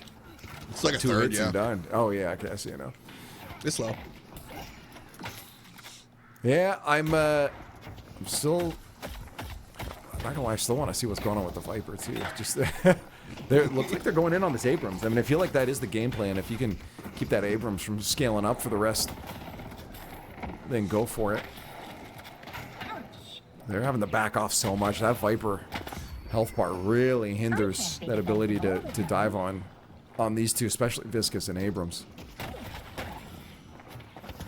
Look at Pocket consistently looking for the flank, consistently just trying to be a thorn in the side, and I like the positioning here from the Pocket, because even if nothing winds up, even if you get nothing from it, what you're getting is you're just making Toronto uncomfortable. And Abrams is a character that wants to leverage his early game displacement. He doesn't need items to jump on you with the ultimate and then shoulder charge you into his teammate. He could straight up be naked and still do what his kit wants him to do. And so Pocket playing on the back end and always being on that flank really shuts down Abrams from that approach. This might be final push if Mo can get that combo out here. But yeah, Yamato's so good at making him keep that distance, throwing those bombs out. But if you can get that pick, that's going to be our first Guardian going down over on the left lane. A good stalemate here at mid. Bebop trying to land a good amount of damage just to force those 2 off of the point so that they can get that Guardian damage. Fishing for this pull now. It's on cooldown. A pull would be a kill out of that Paradox with her being so low. Yeah. But we don't have dumb players here. And they back off immediately knowing that's exactly what he's looking for. Although, Paradox not backed up enough, does get taken out, and I'm worried about my not having dumb players comment, because I feel like it came back to bite itself there. This Paradox does get taken out. That's not what I meant, Paradox. I'm sorry. Trouble under the tower, though. A little bit of a response here as blue team comes answering back. Egon's got to get out. He does. Nicely played, nicely covered by Muhammad out here. Real smooth play. The shot over the top, not good enough to take down Dream Lion, but Mo and Krill and the sniper wind up getting close. Corner, combat, and Dream Lion goes for the hide again, but Yamato's able to dance on back. You're on the ground, and Zedroid puts you under it. Oh, that's so tough, too, because you feel like one more quick melee there might have gotten the Yamato out of play before Egon goes down, but good by Vindicta, and Mo can't stay and pressure that Dynamo too much. I mean, he's got the tower pushed up, but yeah, it's not going to be a tower down with Dynamo there. Yeah, I mean, that's like your two supports, both your carries died, and you just look at each other like, all right, see ya. Like, you got my guy, I got your guy. Oh, well. Mid lane, different conversation, though, as left side tier 1 falls down for University of Toronto. Penn State feeling good about that one. And the response from U of T not going to be there either.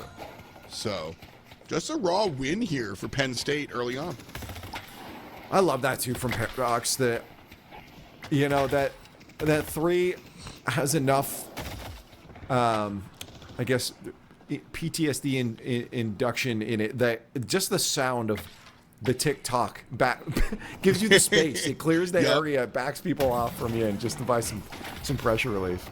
Oh, yeah. I mean, one of the things, borrowing a phrase, shout out to Marshall Sutcliffe from Magic the Gathering, it's the threat of activation that's more scary than the actual activation sometimes. I've got the stun. You can't approach. If I hit you, maybe something happens. But just by pressing it, that audio cue, the threat of activation is scary enough. Like, it's powerful, for sure. Uh-oh. Yamato's got to watch out here as they push on through, and down she goes. A couple good stills there from the Dynamo on the way out, but that's tower down, Yamato down, and a roaming Mo and Krill might be problematic. A Roman Krill. You get it? Like, oh, Ramon Krill, that's my man. That's my guy. Ramon, we do. Yeah, that's my dude. Viper, on the other hand, sneezy or sleepy lane, I should say here on the right side. We've already seen a tower go down and left. Center, mid lane, uneventful. Well, not uneventful. Lots of events, but nobody winning. Yeah. And right side, we finally see a little bit of action here. Alex brought down to 75, so still pretty healthy in pocket, trying to pick his spot carefully. Eco's able to dance on out, and Shmlargo brought down a half, able to find himself out of there as well. Keep an eye on Eco, though. Healthy and willing to fight. Viper has to step up to take some of the action, and Shmlargo is able to find that kill on Alex. Dove a little bit too deep. The follow-up. Cube will pause us. And the Viper can't finish it off. Uh-oh, yeah, that Dynamo is coming out there. Viper, get on out. Barely alive. I don't know if she's going to stay alive much longer, though. She's using the Guardian there. Mo is going to come up behind to try and help out. Catch. Dynamo caught right at the Guardian. Good night, Dynamo. Great save there from the Mo and Krill. As he has to wander his way over. John, that was... Alex has to be yelling at Dreamlion right here. Alex died because he went a little too deep and got punished by Penn State playing really intelligently, baiting him under the tower. And then Dreamlion does the same damn thing like he didn't watch this episode. Dynamo goes under the tower a little bit too deep as he gets baited into the Mo and Krill waiting in the wings. We already saw this one.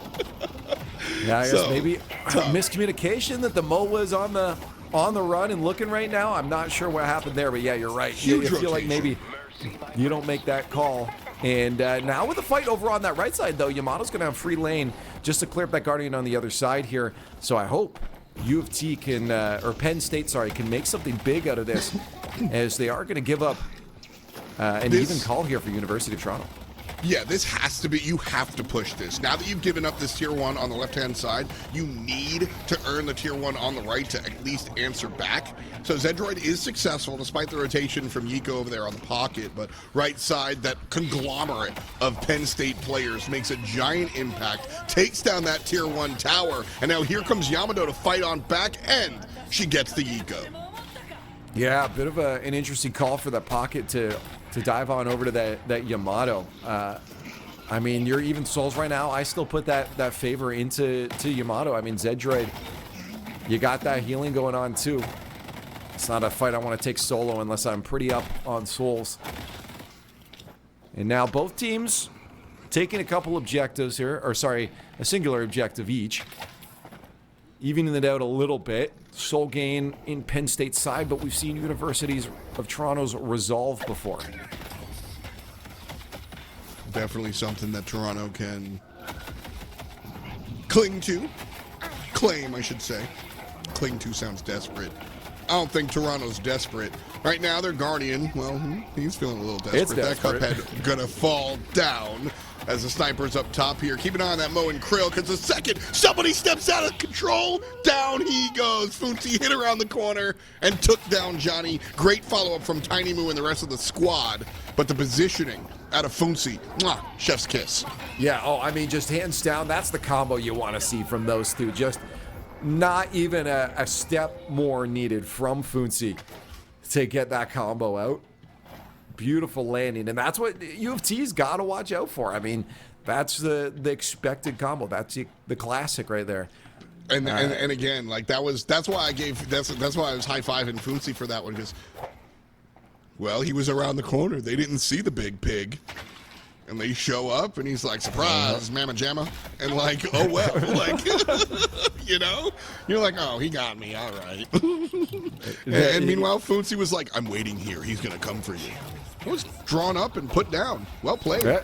Great comms from Penn State. Again, they showed good gameplay in game number 1 as well. It just turned around for U of T by the end of it here, but this one is starting to really go into their favor early on. Only 15 minutes in, 10K up on the Souls, and just overall the communication and just the coordination from Penn State feels really locked in at this point. Yeah, I mean, they've got something to prove now, right? Like they're playing the oddball pick, they're playing down a game, and they're playing down a game that they, you know, I think you could be uncharitable and say that Penn State threw the game. I don't think that's true. I think University of Toronto earned their way back in. I don't think there was, you know, this was a lactose-free comeback. I don't think there was any cheesy plays. I think University of Toronto just earned their victory despite trailing the majority of the game. But you could sit here and say Penn State threw that, and so they got something to prove now. That's where we're at. Penn State rolling on through that bebop, caught out in their farm. And an earn is going to be desperately needed here for University of Toronto. You don't want to be that far behind this early on. And they're going to get a free one for that, yeah. It's just over the cusp of making it safe for them. Like, somebody did the math. I'm sure they have a math major on their squad and figured out exactly, you know, the right percentage to go ahead and grab the earn. Because, you know, 15K souls down isn't the end of the world. Right. But 5K souls, depending on who's got them, is more of an even matchup, you know? Yamato and Wraith sitting at 16 and 17 respectively. Yeah. They can fight anyone they want. I actually wanted to ask you specifically about them. Is that sure right now Penn State is looking like they got a bit of a stronger plan and execution right now, but University of Toronto does have those two ADCs, as you would say. They've got that late game scaling, and I wonder if that's going to come in later, in your opinion. Yeah, absolutely. I mean, you know, Misclicked showed us what he can do in the later stages of the game. And Wraith can do like, when we look at some of these other selections, you know, you ban out the Kelvin because nobody does what Kelvin does. Nobody does what Mirage does with respects to global teleport. But what he did in the base, killing those two guys by himself, yeah, Wraith can do that. And Wraith can do that easily. So... realistically, Mirage was interesting last game because of the damage. Right now, Pocket in some trouble, gets a breath of fresh air, but follows up with Johnny, and Eco's got a couple of deaths, and, you know, the type of character Pocket is, you don't mind here and there. Leaf, I think they're adding up now. Oh, yeah, no, definitely. And this is why I said initially, I mean, yeah, maybe there's an angle I'm missing here, but Pocket definitely was one of those questions I had coming into this, and Yiko is definitely starting to feel that pressure. Good hold from the Bebop to keep everyone back there, but we're starting to see FDOT a lot of team gatherings now as we hit that mid. See, here's the problem for Yiko being this far behind, so to speak. Yiko on the Pocket, like, needs to be the front line for this team. Funsi is doing that and doing a pretty decent job at it, honestly, finding the right spots. But the further behind Giko falls, the fewer, the shorter that life bar is. The less green cards he has, the less effective at his job he can be. Straight up and down, you want to be a tank, you're item dependent. And falling behind like this is really, really rough, especially for a character like Giko, where Mo and Krill can make stuff happen. This is exactly what Eco needs to turn back into the game. Oh yeah, Wraith's starting to enter that delete territory now as we start to hit the mid game, and I mean Viper's still doing a lot of work too. Yeah. Oh my god. Yeah, I mean Now that's slippery. Yeah, that was Schmlargo playing Viper. The first couple of cool moments that we saw to Schmlargo weren't really character specific. He's just shooting people, like you said. Viper has a gun, but that was the movement was on display, and Misclick should have had that fight. Schmlargo won it because he outplayed him. Really well played there. I guess the real problem for that Wraith, I mean, getting yourself in such a tight corridor like that too is going to give. You got that back and forth. I mean, literally the only direction that this Viper is going to go is back and forth. A full 180 is going to be a lot harder to track your target than if, you can circle around them too. You can keep backing up and keep them in front of you the whole time, but in a hallway like that, it's 180s the whole time. That Viper's got that upper hand with that movement. That was a rough moment for Misclicked as well, because that's the moment that's gotta, that's where it's a little early, but that's the moment where you're being handed the ball, You've got 20K above most of the other players in the lobby. Nice dodge there, Brendan. And, you've got to make those kills. 3 of your teammates died. You want to turn things around and make it happen, but Schmlargo, too slithery. I mean, seriously, that's this character. Like I said, made it happen. That was fun to watch. And now, Penn State holding the lead. I mean, you saw that soul earn from U of T as they tried to bring things back to an even match here. And it was close for a bit, but Penn State keeping the strong mental, keeping themselves in this. We're going to see a fight around that earn now. 4 for the side of Penn State. Ooh, some strong contenders for this fight as well, especially when Vic Dicta can stay back if it does get stolen. You got potentially a free kill on that. Yeah, but a missed hook. And he had the dash, so Brendan gets out. The earn should be on the map for everybody now, so Penn State just waiting at the earn zone, and I think University of Toronto, they realized they took a little bit too long to get past that mid lane, and as a result, they're just going to abandon ship. Yeah. Paradox, though, alone, in a crowd, 2 players now, 3! Dynamo needs to do something and can't. Ultimate popped, and so is Dynamo. Yeah, Yamato's making her way in now, too, as the Wraith pins down the other side. You see the Infernus is going to try to cut off that split push. Might be too late, so they might still get a Walker out of it here. And University of Toronto doing a great job on the right side after the Walker goes down, pushing this fight back. We'll see if they can get another pick. Bebop is going to get snuck up behind on that Viper here, but yeah, a little bit of trouble following that slippery Bebop, and is eventually going to clean it up. Big Fat B goes down. Schmlargo staying in the fight. Pretty decent push from Toronto, but at the same time, Penn State, but at the same time, University of Toronto getting that trade out on the Walker. Schmlargo playing this Viper really well. The damage coming down here just by way of, Viper's got a gun. Bola forces the ultimate out of the Abrams, and Alex goes down with 3 players surrounding him. Walker now being pushed on and going down easy peasy. Only 3 players to play D as we move over to the right-hand side, and well, that Walker's already down, Leaf, so honestly, this is just a jungle strip and then leave, but Penn State doing well. I do want to point out, Wraith, you mentioned the split push during that last fight. Brendan went to defend and died within 2 seconds of showing up. So this Wraith still ready to dance. Yeah, but I mean, that Viper's got slicker moves right now, so I'd be worried if I was University of Toronto, because Penn State is also going to grab that Fit Gamer Reju, first one of the game, and of game number 2. And already with the lanes and a strong Viper at hand, I mean, these two, I wanted these two to stick together, and that's exactly what we're seeing. The Mo and Viper just a great combo together. I mean, with a squishy character like Viper in that fight, you want that Mo to try to tank out as much of the hits as possible. You can go for that combo as well. And you just have a big presence in that Mo that can be in your face when the Viper comes from the sideline. So I like to see how they're working the field right now. And if they keep this up, Penn State in a good spot to win it, but we saw that last game too. This has got to be all gas, no brakes for Penn State, because that's the problem, man. They just don't have a ton of front line, and that's a little scary. Now, luckily for Penn State, the front line of University of Toronto doesn't have a ton of farm, so I guess you could say the same thing about University of Toronto, but there is potential there. Abrams gets a couple more souls, and now we're cooking with fire.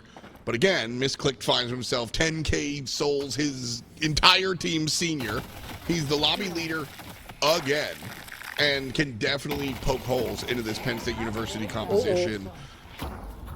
This is Little, great. one for fight one. of the guns. Yeah, they both have guns. Ray says, I'm probably going to lose this one. Get the heck on out of Dodge.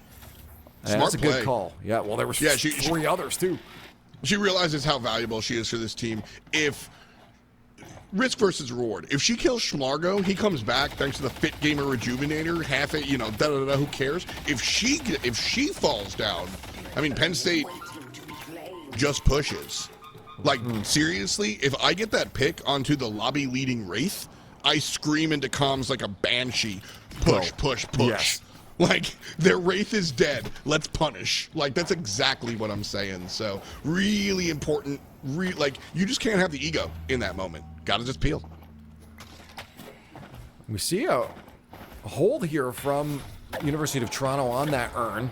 I don't know if it's the right call to get in there. They do have a couple scoping it out, and they're going to find Penn State chilling out over there, too.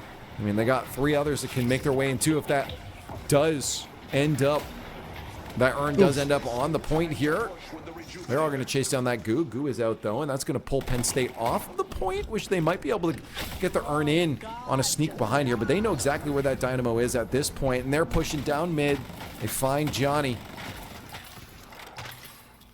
The good thing right now, though, I just want to say up top, is that U of T is doing a real good job of buying time on this rejuve right now. Yep. That's exactly where I was going to go. Penn State hasn't done anything with their Rejuvenator, which, bodes well for University of Toronto. Problem is, lights gone out, and that's what I would be saying to my team if I was University of Toronto watching my Wraith fall down there. My light has gone out. My day is ruined. Things will never be the same. My disappointment is immeasurable. Shout out Review Bro. He's been doing it for 15 years, man. Like, he's been killing it. That guy, one of the OGs of the internet, like a pillar of the modern content creation scene. To be honest with you, like, and true to what he does, right? Like, he's just trucking on, doing the same thing. He started with energy drinks, so he did expand, but he's still. And this is running on empty food review. He still does the same thing. Dude, I love it. Him and Jenna Marbles created the scaffolding on which we stand. Like, that's too good. All right, what's going on here for U of T? I mean, they're trying to find their way to just vibe out. Like we said, the biggest thing was just waiting for the Rejuvenator to peter out, make sure that Penn State doesn't really get a giant push, and honestly, the onus is a little bit on the Amber side here. Penn State coulda, shoulda, woulda made a play. They kind of don't. And, I don't know that Toronto really did anything to force that. Misclicked found himself out of position, wound up dying, and, well, the Rejuvenator's gone. Misclick's back, and structures remain the same. So, not really a win for Penn State. I just want to remind everyone right now that Schmargo is 11-0. Yeah, this guy's killing it. Not a single death to show yet. Abrams, however, on the other side, 5-0. what's been fun is Schmargo really using the movement to his advantage. And at least twice we saw Schmargo hold it. Wraith, we don't see her again. 2 times caught out here, man. Leaf, this is the time Penn State has to punish. Oh, absolutely. I mean, you get that Wraith down. It feels like they're hunting her at this point. There are always 4 They people. should be, yeah. Where she is at all times. So they're doing a great job of making sure that their map movement puts them exactly where that Wraith is. And I mean, put it this way. In the last 4 minutes, Wraith has gained 2,000 souls. Everybody else has gained souls. Almost 10.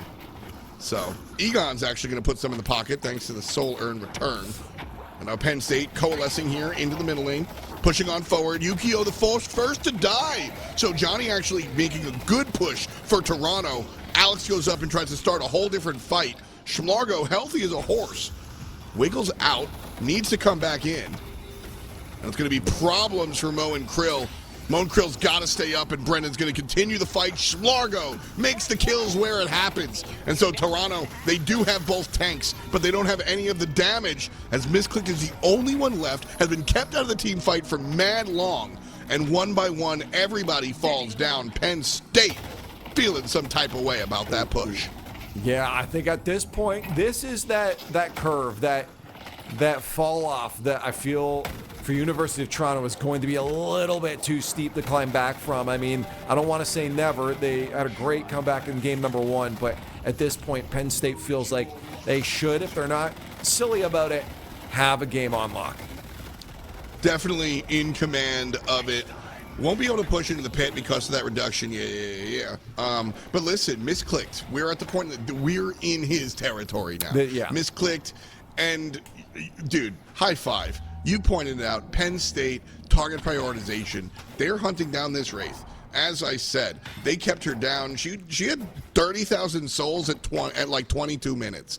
Now she has 35,000 souls at 30 minutes. Her teammates have been able to catch up. Keep in mind, remember when I was talking about her? She was 10 to 12,000 souls up on everybody in the lobby outside of Schmargo. Now Schmargo has the lead. Egon's right here next to her. So by hunting down Misclick, keeping her off the field, Penn State didn't make a push off the first one, made a push off the second one, but more importantly, kept her down. So now, when they look for that secondary push, Misclick doesn't have 50,000 souls. He's got 40. Ooh, call out on Goo there. Johnny was trying to get away, and it's a few times that he's been the first to go as well. It's not the Wraith, it's Johnny. And now this is going to be a pounce. Whole team looking for these picks. They found the Wraith as well. There's the Dynamo too. Are they going to turn on that Wraith though to immediately shut her down? Probably. As they make the dive in, and a fight back here from Yamato. Now back at the base. U of T is going to have to try to hold off as much as possible. Mo and Krill is going to go down as he gets a little bit too close to those base Guardians, and that might be enough of a deterrence here for Penn State to hold back a little bit further here, because the rest of UNT again does have their base. They do have that healing, but they'll manage to squeeze on through as they get a few good picks. And University of Toronto is going to be eliminated. That's the pit for Penn State University. GG. And no comeback this time for U of T. Schmargo immediately saying in chat, talk about my Viper casters. So let's focus on Misclick and the Wraith player. He did say that. Which, you know, I hate giving players what they want. But unfortunately, remember what I said at the beginning of the game? Sports happened. So, Schmargo, you know what? Like, all jokes aside, man, very well played. This is a character coming out of nowhere, dying 0 times in total. Oh. Top player damn, top OBJ. I don't care about healing, but like homie was doing it. 15-0-7. You want how many total kills does this team have? The kill participation winds up being 22. Like really, really, really well played here by Schmargo. Listen, utilized the kit well too, which was the fun part for me. Wasn't just the guy with the gun. Found those moments. We saw the corridor fight specifically, being able to slither around and make it happen. The bola forcing out some of the nonsense out of the tanks. All right, Schmargo, you earned it, man. Yeah, Nice no, job. it was where the picks were, or the fights were picked as well. I mean, Schmargo just knew that positioning to take to give that Viper the best advantage. We talked specifically about, you know, taking some of those tight corridors, meeting some of those characters up on the roof from behind where they're not really seeing those first half of their health bar disappear. Yeah, overall, just smart positioning, I think, from the Viper really led into the ability to get that 15-0.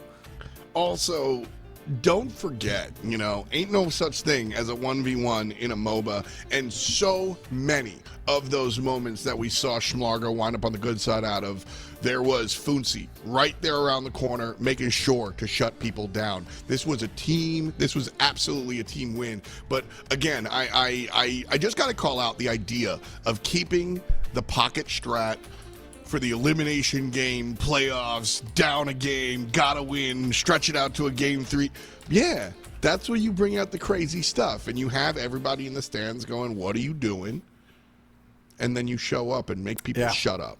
Now, and that's just fun to watch, man. I got a question for you. Shoot. Because of how well that Viper played, do you think it was a big of a difference maker here that we see a ban? No, absolutely not. Absolutely not. You stick with the bans. You stick with the Kelvin ban. Whoever's second pick has to ban Mirage. Whoever's first pick, I think you have a little bit more options. You can choose to ban the Kelvin if you want. I don't think you ban this Viper. The Viper went off. I think, you know, and here's the question that we ask in when it comes to like the MOBA moment of banning. Do we ban? Schmargo. What Schmargo did on this pick, right? Can he do on a different pick? And the answer is absolutely yes. If this was a Kelvin that overperformed and shut down every single initiation, if this was a Lady Geist who ran away with the early game thanks to a character specialist, if this was an Abrams or a Warden that got off to an early lead and leveraged that nonsense, now you start talking about, all right, we got to ban the guy with the shoulder charge because ain't nobody do the shoulder charge. Schmargo, he's a player. Yeah, he's got his cute little pick with the Viper, but if you ban out that Viper, he's just going to pick somebody else, not Hayes. He's just going to pick somebody else and do the same damn thing, theoretically. So yeah. I don't think we run the ban in Game 3, but I'm definitely thinking about it, and honestly, man, there's not really a direction I go to counter the Viper necessarily. I just, you know, play better next time, honestly. It's really where I'm at. Like, I mean, again, I think a lot of it did come to the fact that they were playing so well coordinated in the late game. Being able to pick out that Wraith was huge too. I mean, if we had a strong Wraith, I mean, this could be a different story, right? Absolutely. And that's the adaptation that we talk about at this high level of play. You know, when meta does not stand for most effective tactic available. Meta is a short for meta game. And so, yeah, when you're in your ranked queue, when you're in your solo queue, meta is just what's good on the tier list or whatever your favorite content creator said was dope. But when you're playing competitive, you have to play the player, not just the pixels. And so you saw what happened last game. You were winning, and then Misclick showed up and smacked you in the mouth. Yep. So this time around, you're winning, and you hunt down Misclick twice to make sure he doesn't smack you in the mouth. This was surgical. It was well planned. Again, really impressed by these teams and how we got a game 2. And, dude, this is one of the better nights of college Deadlock we've had, straight up. Oh, well, which means we're going to a game 3 in a little bit. Before we go to break, make sure you're opening up all the socials and following us at College Deadlock. Like and follow. It's the best thing you can do without, subscribing to the channel and supporting that way. It is free. Just go support. Give us the number, make number go up on the socials, and we'll feel great inside. And and just continue watching. Thank you guys for joining us. One more game to go here between Penn State and University of Toronto on the other side of the break.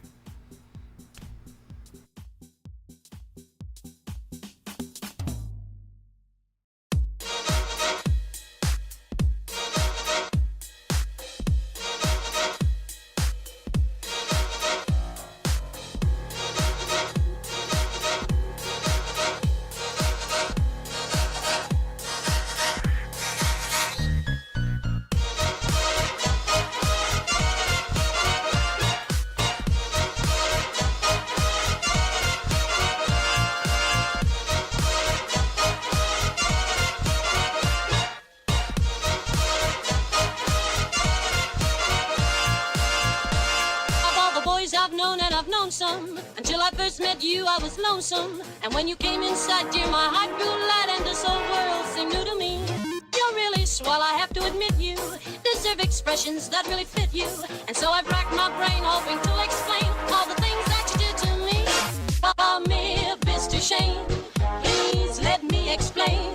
Oh, me, Mr. Shane, means you're grand. Oh, me, Mr. Shane, again I'll explain. It means you're the fairest in the land. It means you're the fairest. It means you're the fairest. It means you're the fairest in the land.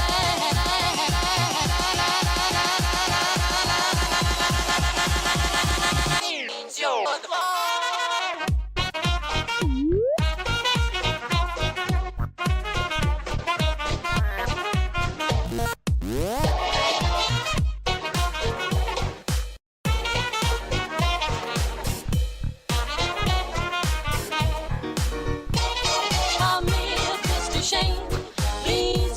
explain. Oh, me, Mr. Shane, means you're grand. Oh, me, Mr. Shane, again I'll explain. It means you're the fairest in the land.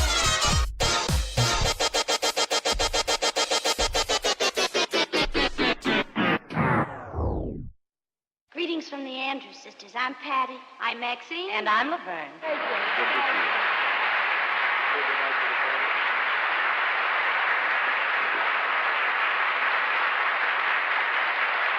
I could say Bella, Bella, even Seven bar. Each language only helps me tell you how grand you are. I've tried to explain. Me is this to shame. So kiss me, kiss me, kiss me, so that you will understand.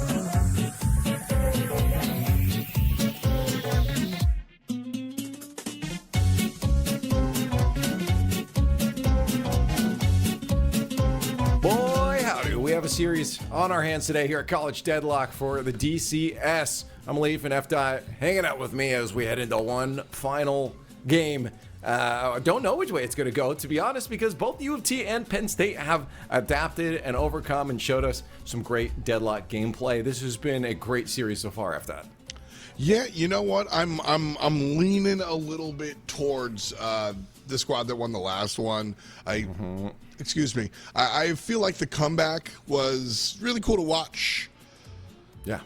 But I also feel like, we figured it out. Schmargo picked it up. We targeted Misclicked, who seems to be that late game LeBron, and things kind of slotted into place. So, if I'm like, forced to pick a squad, I'm leaning in that direction for sure. But again, you don't get here by being any sort of slouch. There is a counter adaptation here that we can see. Misclicked playing a little bit more with the team, whatever.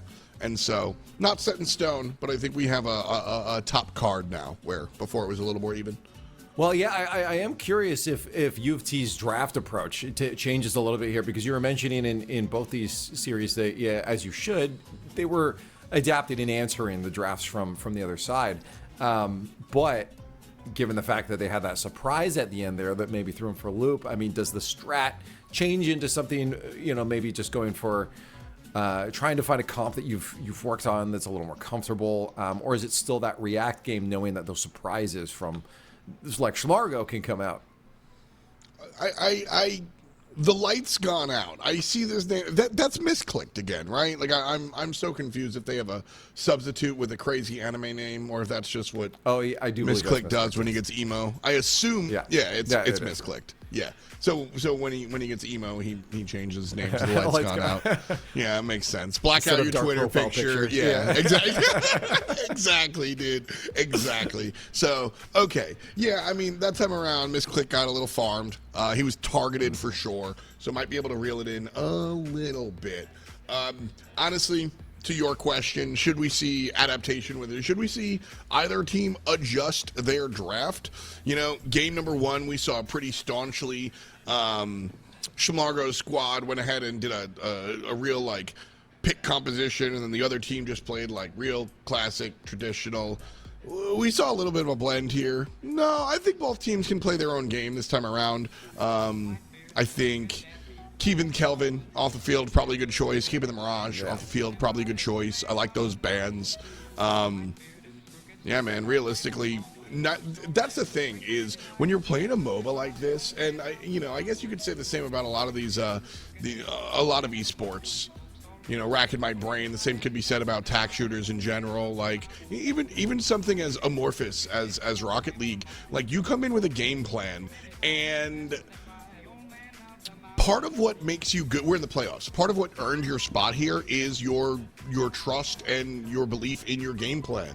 You need to bend but not break, and I don't think either team in either game played so miserably that they have to reinvent their own wheel to find themselves moving forward in game 3. So stick to the trad comp, stick to the pick comp, and just let it play out. I don't think either team leaves here feeling like dirt.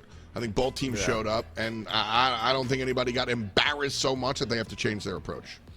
Fair enough. So adapt. Again, as you said, playoffs. That's what you're here for. That's what you've proven you can do over this time. I mean, you have to come into this saying, hey, we went through our group 6-1. I mean, obviously, they're different groups, different skill levels across the board. We've seen groups of death where teams are a lot closer because overall, but that 6-1 doesn't always indicate everything. But you were 6-1. You still proved that you dominated. You're here to represent that team. You know how to play some Deadlock. You got to remind yourself of that coming into game number 3. You won game number 1. Now it is long. This is where we get into the endurance level. This is where I hope they have the Fit Gamer app downloaded. But you come into endurance. You come into the point where, you could be getting tired, right? Who's got that longevity in them energy-wise coming into this? That is, that's a real thing. And before, I got meta and started talking about what you should be learning in your esports program at a real school. University of Toronto, Penn State. These are real prestigious colleges, right? Like, this is a big deal. And listen, yeah, I want you to learn how to make the proper rotation 14 minutes in for your bridge buff, yeah. But I also want you to learn, like, you know, what sports teach us: teamwork, camaraderie, all that like corny good stuff. Yep. But that is what we're learning here, and endurance and that sort of stuff is a big part of it. Listen, you and I have been involved in professional esports for, well, a long time. What? And, Yeah. like combined. Oh man, A combined half century or something. Yeah. The years that we. Yeah. Anyway, the idea is that like so much of this world is hurry up and wait. You want to be a pro player? Like a year from now, we've got a pro Deadlock league. You want to play for Team Dignitas or FlyQuest or something? You have to go to the LAN and sit there for 10 hours and play for 4. That's what's going to happen. Mm-hmm. Yep. So get used to it, dude. Like this is what you learn. That's what it is, and it's a real thing. I mean, we've seen it. I've seen it early on in the careers of so many people where you know their first LAN event. You don't really win your first LAN event. It's very rare that happens.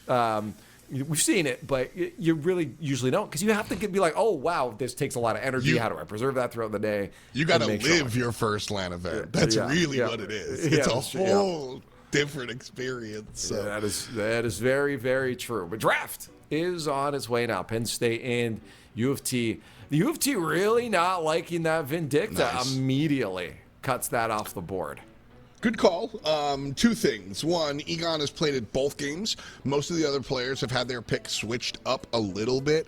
Egon has just returned to the selection. So, yep, take it out. Just, you know, it's game 3. Make him a little uncomfortable for sure. Nobody's mad at a Vindicta ban as well. Second pick still bans out the Mirage. So, pretty much predictable as far as Penn State's ban is concerned. Now, if you're University of Toronto, I mean, this is really where you're doing yourself a think, right? University of Toronto last time around, they get the Kelvin here, which is good. Dreamline played it, and listen, Dreamline went 0-8 and 11 in game 1 when he played it, but every single dome that came out was working. Game number 2, it was banned away from them. And so game number 3, University of Toronto returns to the Kelvin and hopes to find their dub. I like the first pick. Again, not a popular opinion, and I'm down for people to disagree, but I think Kelvin is the best character, is pushing it, but the most impactful character in Deadlock for my money. Yeah, a lot of people end up when they say the best character, they're just like, all right, who's the highest DPS? You know? Exactly. I mean, that tends to be where their head goes. And you're right. That's not the entirety in a team game, especially. It's not. If you have a character that is so strong DPS wise they can carry and 1v6, okay, yeah, that's a problem. But I don't think we're ever going to hit that. I mean, that's most of our late game left clickers. Like Mirage was getting to that point with 50+ K souls. Wraith was getting to that point. You know, but you got to get to that point, and that's scaling. That's MOBA magic, baby. So. Penn State on the other side, going with the thick boys right away, and taking this. I'm staring at the Mo and Krill, because the Mo and Krill here, University of Toronto. Yeah, Mo ended up going. He had the assists, the 18 assists on there too on the last game, and honestly, I thought the Mo was pretty good. I mean, but it was synergized. They worked really well with what they had going on. Again, they had that chase down, that lockdown. I mean, by the end game, they were just, as we said, hunting on the Wraith. Like there was a game plan with the Mo, and as long as they're utilizing this Mo, it's good. But the question is, are you going to see a paradox? No, you're not, because U of T is going to take that away from you. So what are you going to do to make sure that Mo is getting the most out of his combo? Really, I mean, yeah, you want the Vindicta, Mo and Krill. That's the classic peanut butter and jelly. You want the paradox pull into Mo and Krill. That's another one. But like realistically, I think Mo's just strong enough as is that he can kind of just do his thing. You don't really need a dedicated feeder for Mo. Also, one of the cool things about Mo, Warden needs to play in the front of a team fight. So this concept of where in the team fight you want to play, you generally have 3 positions. Well, you have like 4 positions. You have the front of the team fight where you're looking to engage with the enemy team. You play at the back of the team fight where you're looking to peel for your teammates. And then the middle where you're doing a little bit of both. Warden is pressing W all day. All he's doing is in the front of the team fight, pushing on you. Yeah. Mo and Krill can play both, so you can play this pick pull where you get the robot pull into the combo. Yeah. Or if you get engaged on from the other side, you can start peeling for your carries, which we don't see Penn State pick just yet. So Mo and Krill is not one of these characters that I think picking Mo early is a nice look because it doesn't lock you in anywhere.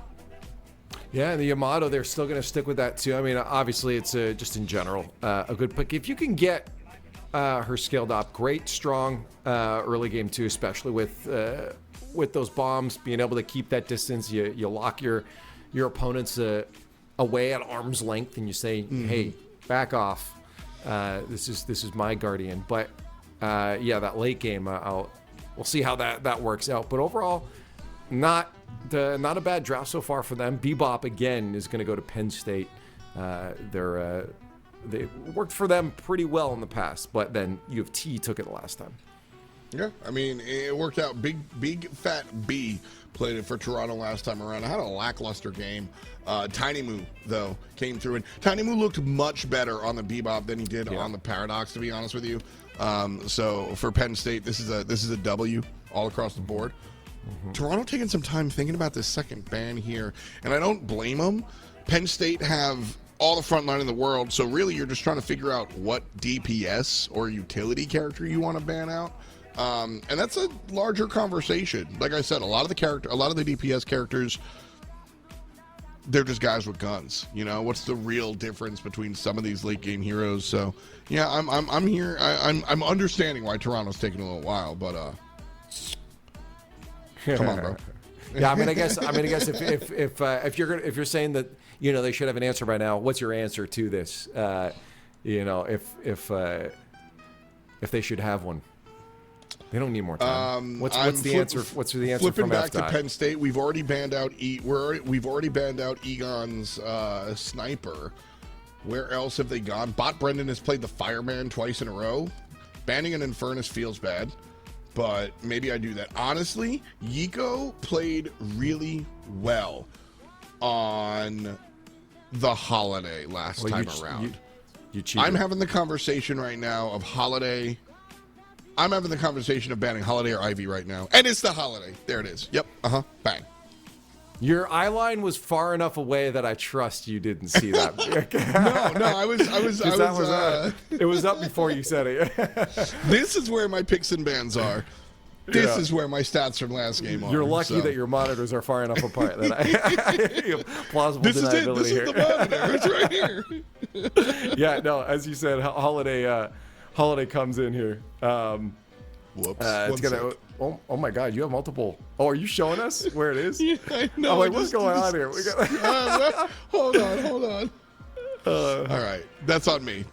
Production is perfect. That was I hit my little like discount stream deck, so it's switched by. I like that. That's cool. Everything's breaking, dude. That's fun. Yeah, you like my little macro pad? Who needs a stream deck? I got my own macro pad. Oh, that's great. Baby. Oh, you got a little dial on it too? Oh, that's yeah, beautiful. dude, I got a couple, you know. The best was playing Helldivers with it. Anyway, True. we've got the Pocket and the Abrams here for University of Toronto. This draft working out a little bit better for my money. And if this Pocket, University of Toronto. Yeah. I didn't like Eco. Oh, it's they keep switching sides. Yeah. This is U of T's pick. As long as listen, Yiko was not good on the Pocket. I don't want to see it again. Now the Pocket on the other side for University of Toronto. You know, much better look. We'll see maybe Johnny on this selection. I don't know. We'll see. Yeah, no, that's again the Pocket's still, in general, just that interesting pick with some of the other characters that are on the board here, but. Again, I could see it. I mean, like it combos decently well, both with a Kelvin and a Paradox. I mean, Abrams as well. So that you got a lot of that potential for making sure that, you know, that AOE is hitting something on the board. Yeah, and there's that Infernus, of course, again for Penn State, a classic, and a Geist to round things off. Nice. I really like this guy selection because University of Toronto might have gone in this direction. They might have selected this Geist last pick. This Wraith last pick. All right, let me zoom out. Penn State University. Interesting. So you've got your GT and you've got your Infernus. I probably go in the direction of the Wraith. Brendan's played Infernus all night. Both games, we've seen him on the Fireman. I assume we're going to see the reprisal. Maybe it's just how maybe that's just how he's feeling. But I think Wraith is a better selection than the Infernus 9 times out of 9. I think that this is a, this is a personal selection. Brendan's been playing the Fireman. Let me look at the numbers. 4-4-9 with 20K player dam last time around, and then in game number 2, 3-1-7 with 10K player dam. Not a bad performance, not a lights out performance. So, at the end of the day, it's what I suppose it's just what your DPS is comfortable with. I think Wraith is the better selection, but it does come down to what you dance well with. So, at the same time, I've just got to say one word to counter that, and it's Viper. So, realistically, at the end of the day, they could work their magic. I mean, if the Infernus is working, the Infernus is working, and again, they got to win a last one. It was close in the first one, and it's been a part of the comp every single time. Obviously, they know how to play around that, what that Infernus is bringing to the team, and I can guarantee you that having that foundation is just good for the squad, for the rest of the players, to be able to, if they're maybe feeling a little bit weaker on one of their picks that they took, that they have that backbone, that reliability, that, okay, at least the Infernus knows what he's doing in this one. Yeah, Brendan, we locked in. We've got Brendan on the Fireman one more time. Yeah, of course. Egon went from playing Vindicta 2 games in a row to a Warden. So that's a real switch up as far as position is concerned. Backline to frontline. Yeah, we'll see how that one works out. Brendan and Schmargo going to be, obviously Schmargo doing the damage on the GT here. So those are going to be your 2 carries. Yiko is going to be playing the Geist here. So Lady Geist we saw played really, really well for the other squad. University of Toronto played her in game number 1. Yiko was on the pocket and died too much last game. Lady Geist plays a similar gameplay style where you're constantly diving. I think Geist, this is interesting. I think Geist is harder to pilot than Pocket. But the way that Yiko's Pocket was punished in game 2 feels like it would fit a Lady Geist playstyle a little bit better. So I'm actually cautiously optimistic for Yiko's performance this time around. Yeah, but remember that Yiko's got the get out of jail free card in that ult. So I mean, that's what I'm saying. Geist, That's what I'm saying. Like the way Yiko is playing the pocket was, left a little bit to be desired. But the way that he was specifically getting punished, Geist might cover those holes. Yeah. So I'm cautiously optimistic for Yiko on this play for sure. Egon's definitely the biggest swap over. Dreamlion playing the Kelvin one more time. Everybody kind of in their general position where we feel a little bit comfortable.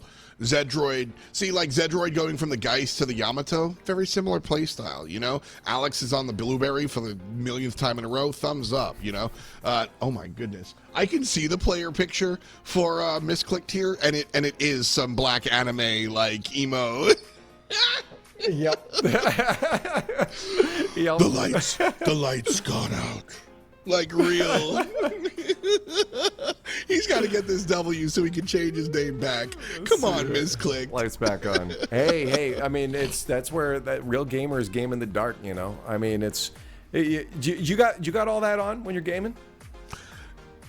Honestly, no. I turned this off. I turned that off. I turned this off. Yeah. Man. I game in the cave. We're going lights out for lights out here. All right. This is real gamer. I'm gonna disappear.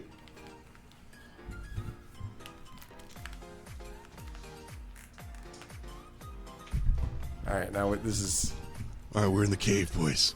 And we got to get All right, like real welcome. low here. This is what player cams look like all the time. Oh yeah. We're ready All right, to go, guys. Let's go ahead and get in the game. You look like you're about to like sing a campfire song to me. That looks romantic over there. It's always romantic over here, and it's time. Whatever the Minecraft quote was, misclicked with the chicken name time? change, feeling back on the Wraith, feeling more comfortable here. Glad to have the emo shaken out of misclicked, because again, dude, this guy is really. I bash those that I enjoy, and I hope they watch the broadcast back and understand that, because I love watching misclicked. It's just fun to have fun.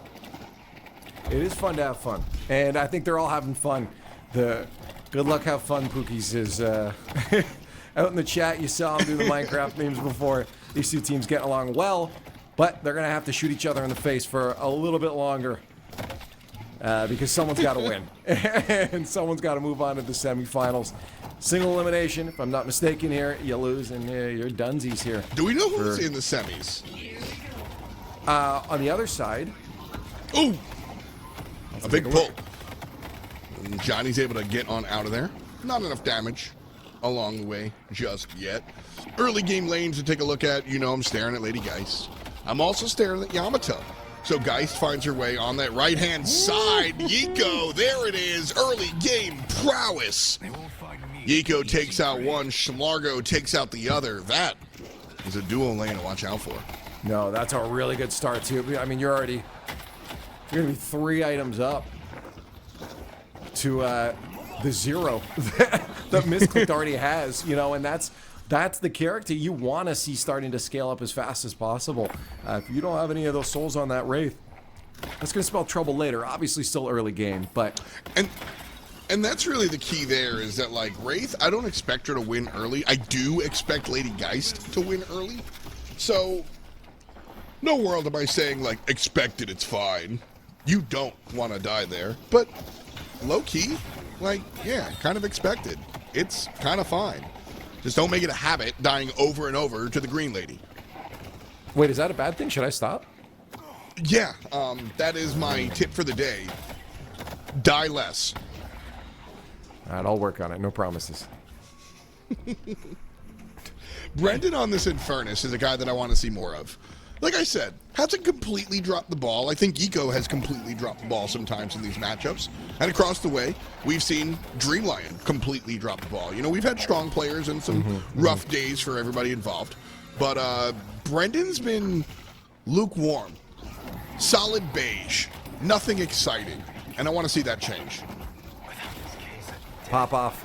Time for, you know, Bob Brennan is just a good supportive teammate. He likes to see his friends shine, you know? That's what I like. Hitting the U-Rock. I like you know him. what? Yeah.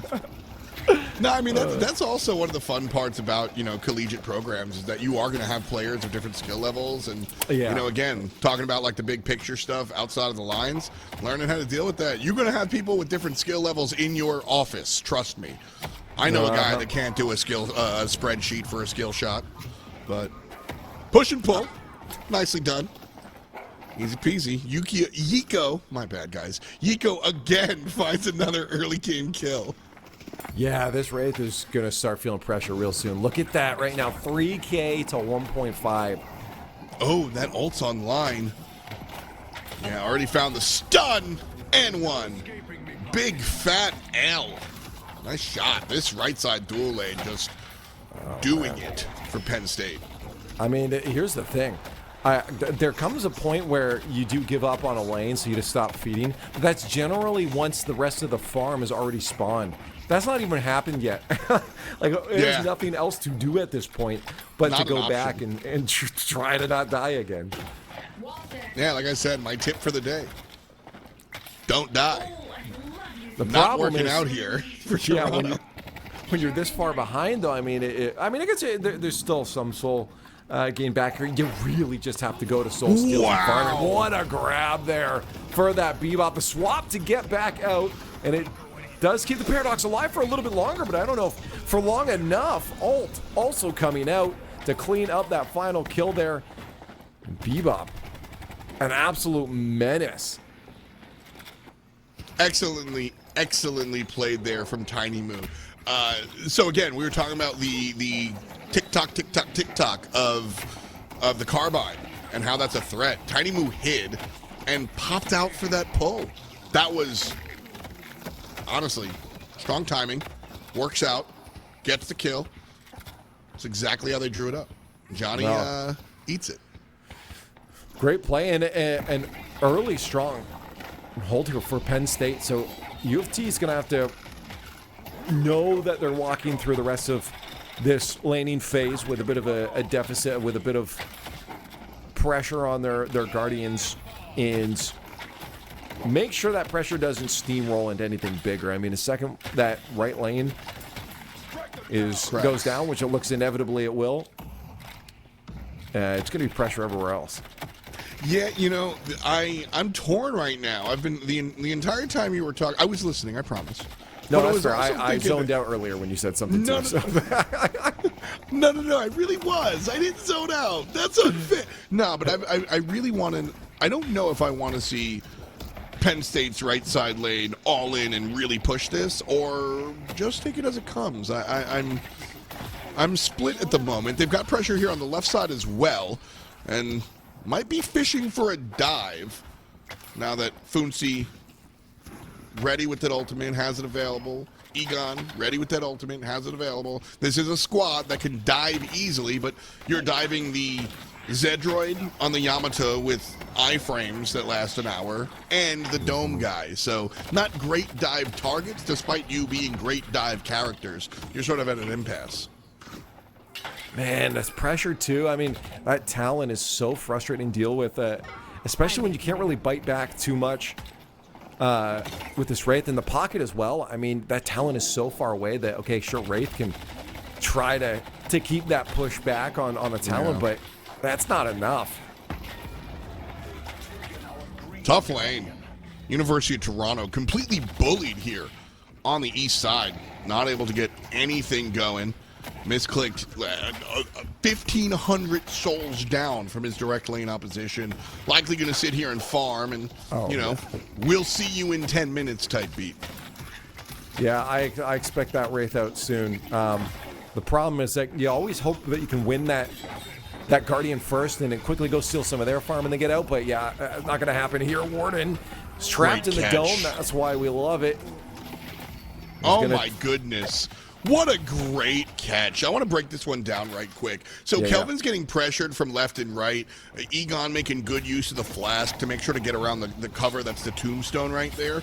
And Yamato shades forward to make sure that Egon can't push forward with the ultimate. Listen, if Yamato doesn't essentially put her life on the line, Egon's walking at the Kelvin and taking him out. So in comes the Yamato. Kelvin sees what's going on. They separate the character by way of the Kelvin ultimate, and all of a sudden this 2v2 lane becomes a 2v1. They cut him down and win that. It wasn't even a counter dive. It was I hit the gas before you did, and it was a perfect do-si-do from Zedroid.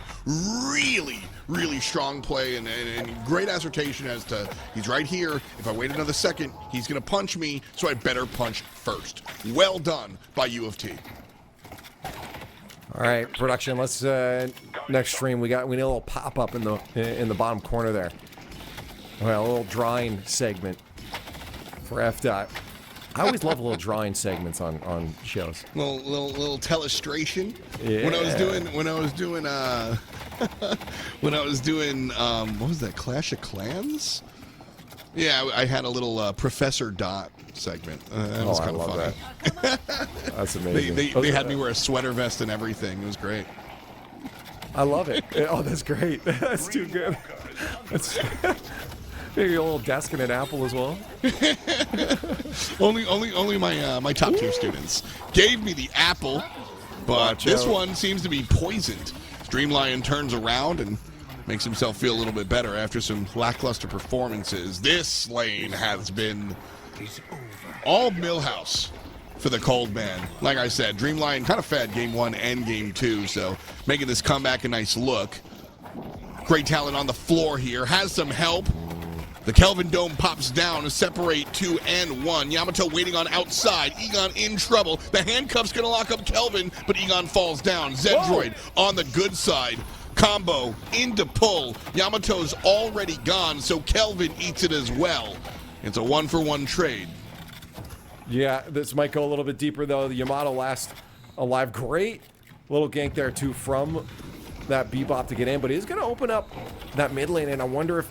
No, that Guardian's not going to fall. It's got way too much health left on it. And I think U of T was hoping to maybe capitalize on that lost life over on the left lane there. They need something back, some sort of answer to the lane they lost on the right side now, because as we saw before, that Great Talon wandering around to the other lanes is going to start setting University of Toronto at a deficit. Penn State already in a good spot and looking to secure that steamroll.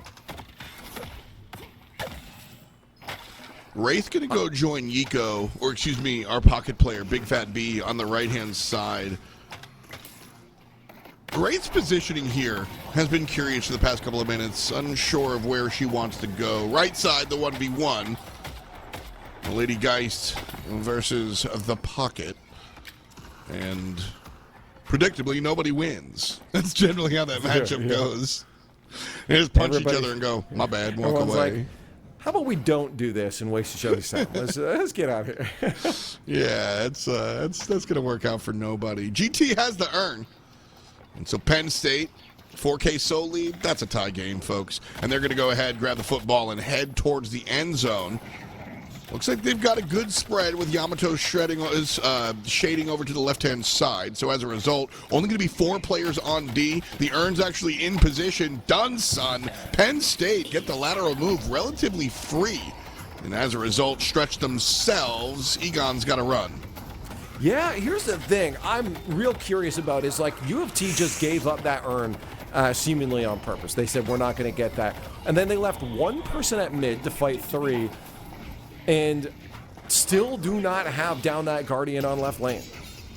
Yeah, that was honestly credit to Penn State for having the speed to make that cross-country run. They really made it happen. Now, this is the fight that Toronto need. Funzi falls down, and Zedroid's still here. Zedroid has played well all night. Going to earn this Tier 1 tower for him and his team. Nicely done here on the Upper East Side. Well, I am happy that they at least got that down. Otherwise, the play would have not made a lot of sense to me. That Moan Krill held in for a good amount of time. Funzi was the right person to leave on that Guardian while making that earn run for Penn State.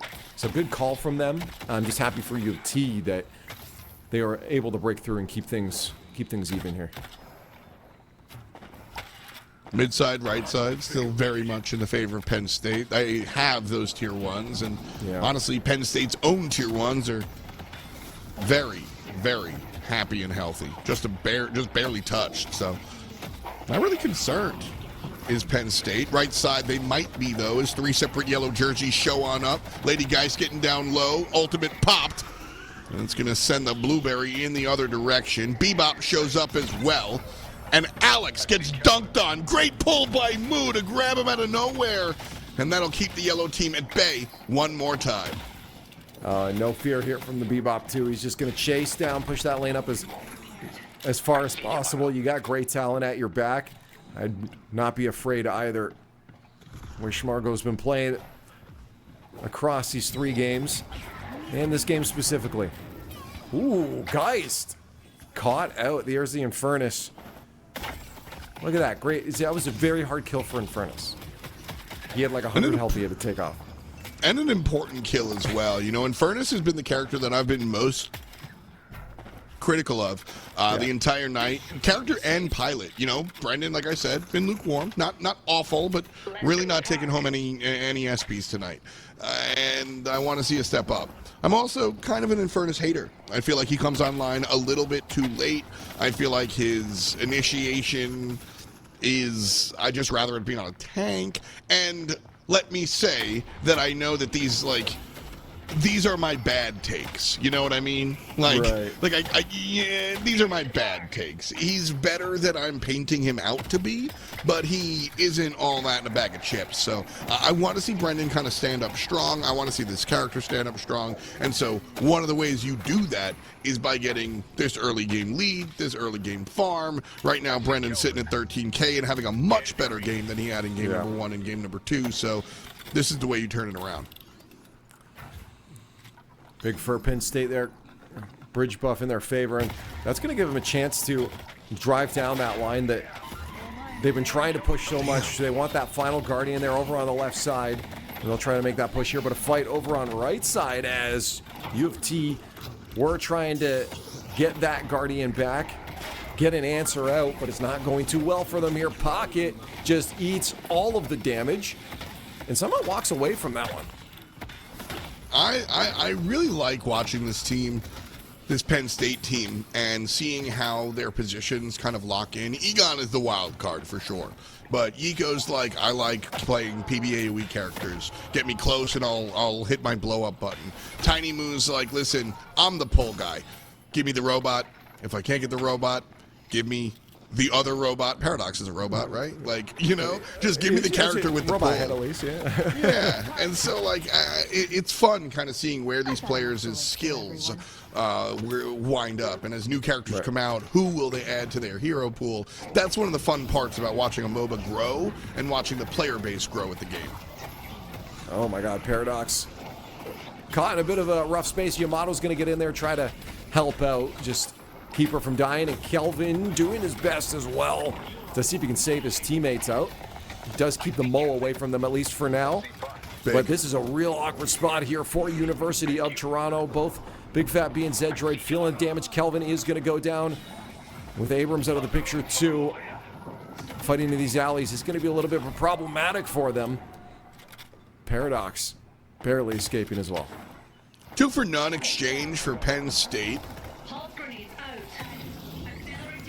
Mid lane might be a moment of opportunity for them. The Amber Walker in some trouble. Paradox the only one here to play D and ultimately going to turn around. So yeah, that tier 2 falls on down, the first tier 2 of the contest. And immediately after, we see Wraith misclicked, winds up walking on up there and getting it done. So Yep, that's nice what trade, Wraith is. and an important trade. That's what she's for. I mean, she bites the bullet for it, takes a sacrifice, but hey, well worth it for a Walker. I'd take that trade any day. And again, look at that number. Misclicked, I was bringing up how Penn State University, how these players kind of have their skill sets and know their role. Well, misclicked, listen, the lights are on right now. Yep. This guy is the classic carry, the one player, if you will. His job is to go to work, I'll see you at 25. Like, really. He doesn't want to fight. He doesn't want to be here. He died twice in the early game. He's mad that anybody looked at him. Do not perceive me, is what he's saying in the early game. And then I'll show up with 45 plus and just kill the whole squad. That's his job. That's his role. That said, Leaf, Yeah. U of T have to be able to go late enough to give him the ball. So, Well, that's the thing too, and then also make sure that they're not falling into the same trap as last time. I mean, we saw misclicks just be absolutely hunted down before. And if that same story happens here, does the rest of the team have what it takes to be able to answer, fight back without misclicked in the picture? And I don't know if that'll be the case here. Bebop just getting out of that. He'll get chased down past the Guardian, though. Yeah, you're going to be dead. The rest of the squad full on in. They wanted that kill. They want that Guardian, and that's a good it's going to be push. theirs. The wave is there as well, so 3 players in yellow jerseys get the tier 1 easily, and they take down 1. Lady Geist is going to show up to play defense on the right-hand side. We'll run around with this left side push. And it looks like Mo and Krill going to be underground, not by choice. Zedroid on the good side. And so University of Toronto, they play defense and they lose their tier 2 on the left side, but they win on the right, taking out that tier 1. Lady Geist by herself, stop 3? That's crazy. I mean, what's she at right now? 21K. Okay, I mean, I'm not. Hiko didn't even use yeah. the ultimate, but yes, The 21K is really what you're talking about. 21. Yeah, you're gonna feel that damage if you're walking in there as a 16K. Yeah, you walk in there and the dealer calls blackjack, and you're like, my bad. Oh, okay. No, I'm not supposed to be in this You establishment. and your 3 players leave the table. You're like, oh, this isn't the penny slots? I gotta go. So, that it makes a little bit more sense when you see the numbers come through. But here's the fight on back. Penn State waddling up this right side lane. And doing work on the Lower East Side. Walker falls down, and look, the immediate peel back. Love that discipline. No, it's good. I mean, so many times you see players overstay their welcome, and you just start getting in trouble. Down in that alleyway leading up to, it's a little bit more open leading up to those base guardians. You can get caught in a real bad spot if you try to get a little overly ambitious. So, yeah, definitely back off, control the rest of the map. But I will say, I liked before how University of Toronto was playing their fights over on that left lane. They still got a lot of smarts in them to stay in this game. Ooh, wild bird coming out. Johnny's in some trouble, but here comes Misclicked. This is his moment. Big control from the rest of the squad. One goes down to the hand of Misclicked. A great bubble coming out from Dream Lion, and Footsie falls down. Misclicked separated from the contest, has to make his way all the way around town. But now he's the one eating that Krabby Patty, and directly to the mid-boss. Great call, great casualties, and great quickness with University of Toronto to grab control of this game despite being down. Yeah, won't be a game-ending mid-boss here, but it's definitely a game-changing mid-boss as our Fit Gamer Rejuve makes its way to the ground. University of Toronto, great team play. You said it. This is Misclicked's moment. And now look at that soul gain. 24. Huge. Absolutely massive. Now passing that Geist on the other side of Yiko. And it's going to extend a little bit, too, as they go for Arm. But massive play here. You just sit back, let your teammates funnel them into that corridor. And Misclicked honestly didn't have to do a lot of work except point our guns in a straight direction. Which is I mean, that's the type of game that Misclicked wants, and that's the type of game that Toronto wants to give him. Honestly, Dream Lion, in a funny way, Dream Lion made that fight harder by popping the Kelvin ult, because that meant Misclicked had to go all the way around. Yeah, it blocked Misclicked out of the team fight.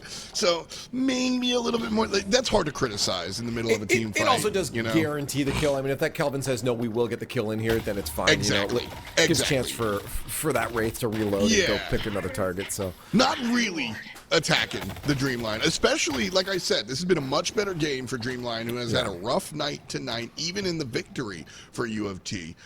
So definitely not, I'm not throwing stones for that team fight, but yeah, Misclicked right there.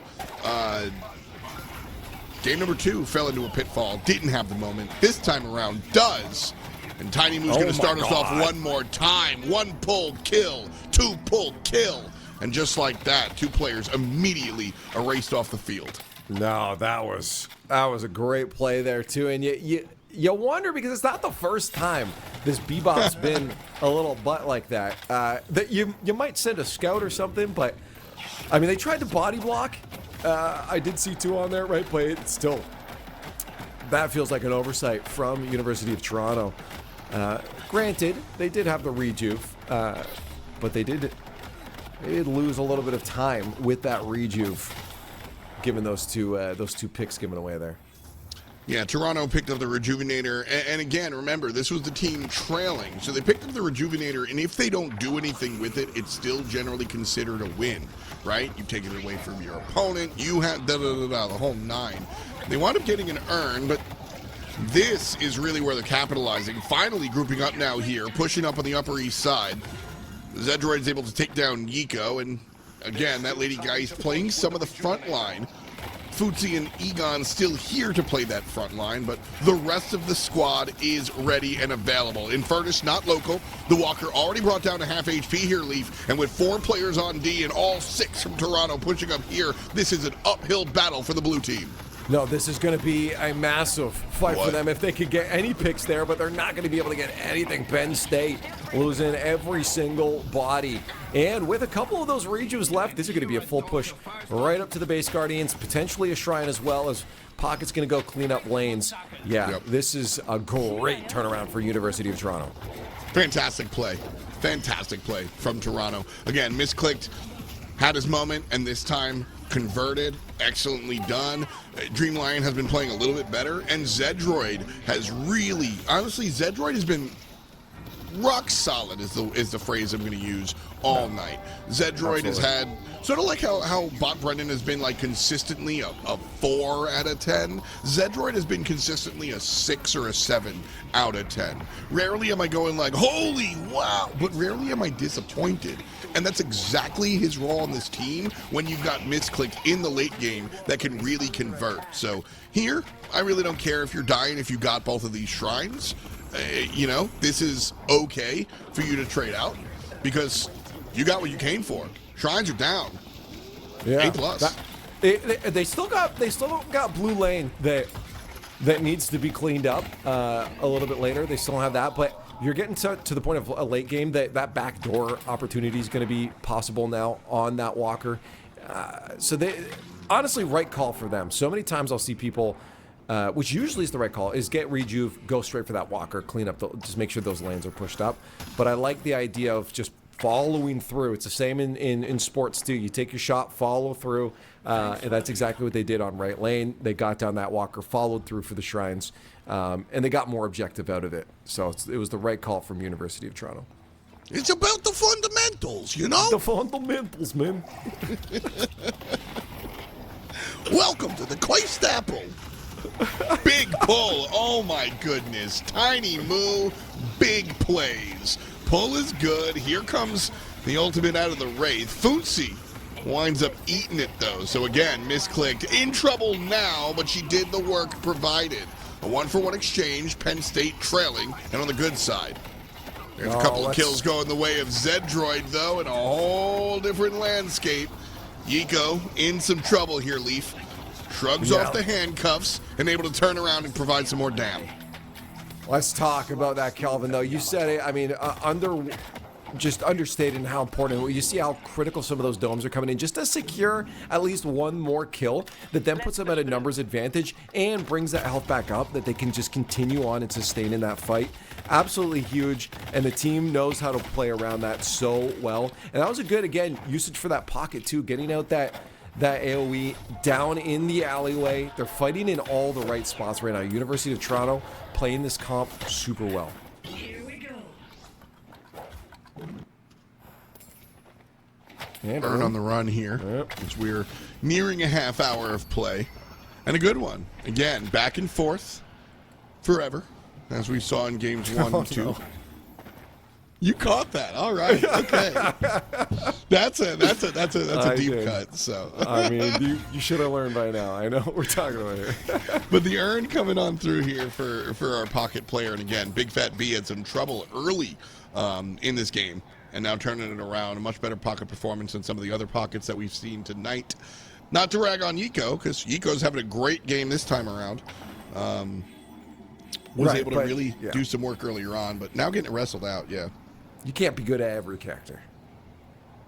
I mean, I haven't watched you play yet, so. Yeah, me? No, I can't. Did you say I can't? Yeah, I said you can't. Oh, hey. No. Faker I was trying to be nice and be like, hey, well, I haven't seen you play yet, so, you know. Oh, no, I'm awful at all characters. Oh, okay. I can play Wraith and left-click people. And that's pretty much it. Yeah, see, you were talking about character arc, like play styles earlier, that we see players trend towards things. Yeah. At my rank, I love IGLing. I just love looking at the map, and not to brag, but most times when I'm making the calls, we're winning. That's what we do as casters. We are the best IGLs. Just don't ask me to actually convert. That's very true. But that's why I play characters that let me look at the map like Mo or Kelvin. Also, with Mo, I don't have to aim as well, so I'm playing to my strengths. Well said. Trouble in the mid lane. Could be a moment. University of Toronto looking to break this one open, and again, looking for those pulls, those picks, those get out of towns, but Not really going to happen. I wouldn't mind seeing an all-out group up here from University of Toronto and just run it down mid. This is a game that they have an ever so slight lead, largely because of the flex slot differential, you know. But real talk, something's got to give, which is why I don't mind this sort of like lack of coordinated gameplay here. Penn State's just Tiny Moo's trying to find somebody to pull. There he misses. And University of Toronto, same deal. Just hoping they find somebody slightly out of position, shove them into the dirt. That seems to be the game plan. I mean, I know you said drive everyone down mid, and if one of these two comps is going to do that, it's going to be University of Toronto. You know, Penn State definitely wants to look for those picks given their comp, but for U of T, I still think they want to look for those picks right now. I mean, it just really is smart just to see if you can clap someone, and they got that. Yeah, certainly showing up here. Two players wind up falling down, and that's for over a minute. And by the way, the patron already in the pit, so this is where you get aggro. University of Toronto going to wait out the hyper beam and then just run it down. They've got numbers for another over half a minute. That's more than enough time. They're going to walk into the mid-boss instead. Better safe than sorry, I suppose. But I don't even know how safe this is. Blue team, if I'm them, I'm so defending close. this. Yeah, I defend this. You go for the steal on this. I think definitely. I mean, especially with... You don't have the combo, though, but you do got Geist up, too. Who's going to be able to last in a little bit longer. Warden as well. Go for the fight. Go for the fight. Either you lose here or you lose there. You need to make this play, Penn State. Make it happen. Nope. No, they walked away. Are you kidding? Oh, they went for earn. At least they did something, but that is not the something that I wanted to see them do. Yeah, they're going to go for that Walker as well. Good call. But they might not get it. That's going to be rough for Yiko. Stomped on. Oh my Dreamline God. shows up. Half HP on the Geist. Dome comes out. Health swap is strong. And the Walker does fall down. Okay, that's a really big deal because it opens up the flex spot. And that is a trade. Trade your life for a flex spot. That's a worthwhile trade, man. Can't hit that play. It's true. No, that very much. But the rest of the team does not want to lose their life right now because they've got that over 60-second counter on the respawn, whereas University of Toronto does not. So trades from here on out are not really trades. I mean, you're looking to get at least 2 players down for one of your Penn State if you are going to go for those trades. A good earn here for our big guy. That is who you want it on, so that might help the front line just a little bit. Rejuvenator team being aggressed on here, not on their own terms. Toronto in some trouble. Alex forced on up, used the ultimate defensively, and that's going to be a good look for Penn State University. Egon's able to find one, but Footsie falls as well. There's the second, though. Dreamlion falling down. Leaf, this could be a moment for Penn State. No, massive. If they can clean these up, I mean, again, there's still that rejuve on the other side, so they'll be back soon. Oh, no, they are losing way too many people now. And that, at this point, is going to be probably close to GG here for University of Toronto. I mean, you got 2 coming back in 15 seconds. Base Guardians going down. Lanes all pushed up now, and 3 players down. Yeah, I don't think they're coming back. Schmlargo, but he winds up falling after the fact. Patron's still pretty healthy. The race forced out, and here comes Lady Geist. Wraith falls down, and there goes Lady Geist. So Yiko, standing up on his own 2 feet, shoving shoving Wraith out of the base. That puts a stop on this push. Great split up by Penn State University, keeping misclicked one-on-one instead of being able to just like down the entire team. And Yiko standing up along with Egon really made the difference in that fight. Strong front line. Yeah, and with all players back, I mean, you can't really make a push now because those respawns are already gone for Penn State as well. U of T really just has to go back to, you know, that footsie game. Push and pull while they have lanes. They can do it a little bit closer to Penn State's base. But this isn't we have control and momentum anymore. I like, as you said too, the urn on that Warden. I mean, soul diff between both him and Yiko now. Those are going to be really two troublesome pain points here for U of T that they've got to shut down as quick as possible. I mean, I'm assuming that the Paradox is going to try to look for that too on those picks. Go for the swap on one of those two if she can. Which, that's the impossible decision, man. You really want to pull the gun build Warden? You really want to pull the 44K Yiko? No, dude. No, dude. So, but I agree. That's kind of who you're looking at. You just don't want to look at him. No, but you don't kind of have to. So, the impossible decision for sure. I mean, it's just a really big deal for those frontliners to wind up having the lead. If the DPS, if Schmargo and Brendan wind up having that lead, the game's already over. Really important that Egon and Yiko are the ones on top. Look at that. There's a full dive from that pocket, but I don't think it was the damage that they were wanting. They'll back off here, especially that Warden's looking to come in from the sidelines.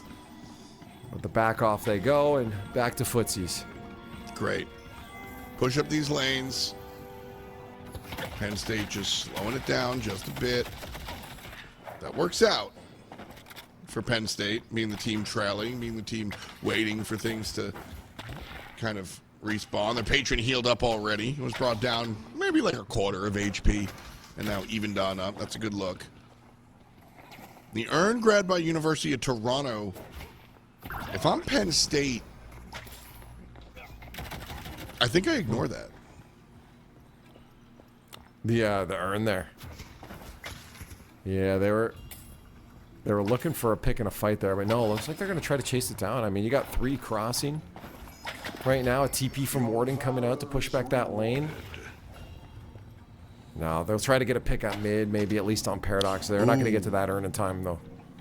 Yeah, I see the Paradox look.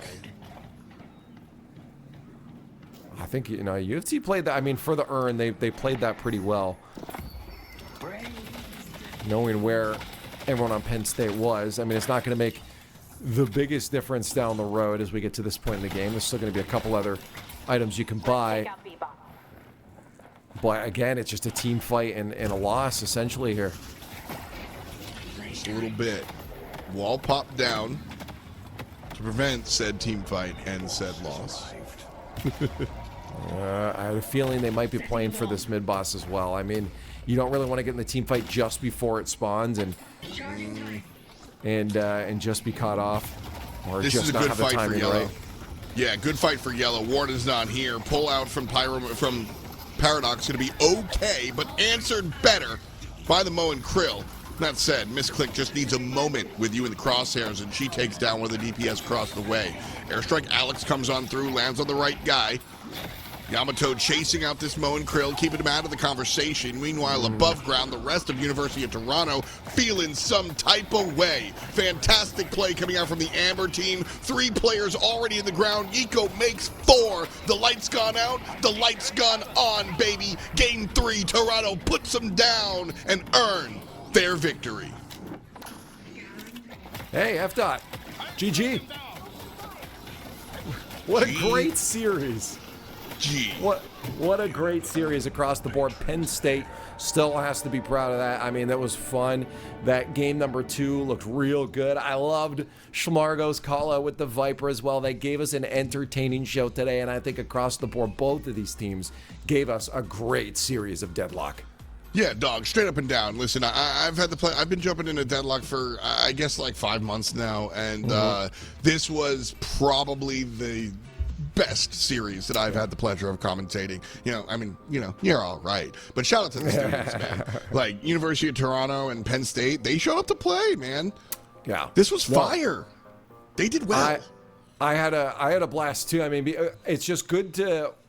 It's fun when you're the team stomping other teams, but when we got to watch teams stomp other teams, I'd rather watch them be toe and toe and make, not just because they're making a lot of mistakes and not capitalizing, the fact that they're all playing so well, and that it comes down to having to find one mistake that you can punish, or just one good play that you can step in on. So it really changes how much enjoyment you can have out of a series when it's so close like this. And while Penn State, again, they're not going to be happy with the result, I am happy with the performance overall from the team, and I appreciate the entertainment that we got tonight. University of Toronto, though, does move on into the semifinals. They'll be the team staying alive in our first season here of DCS.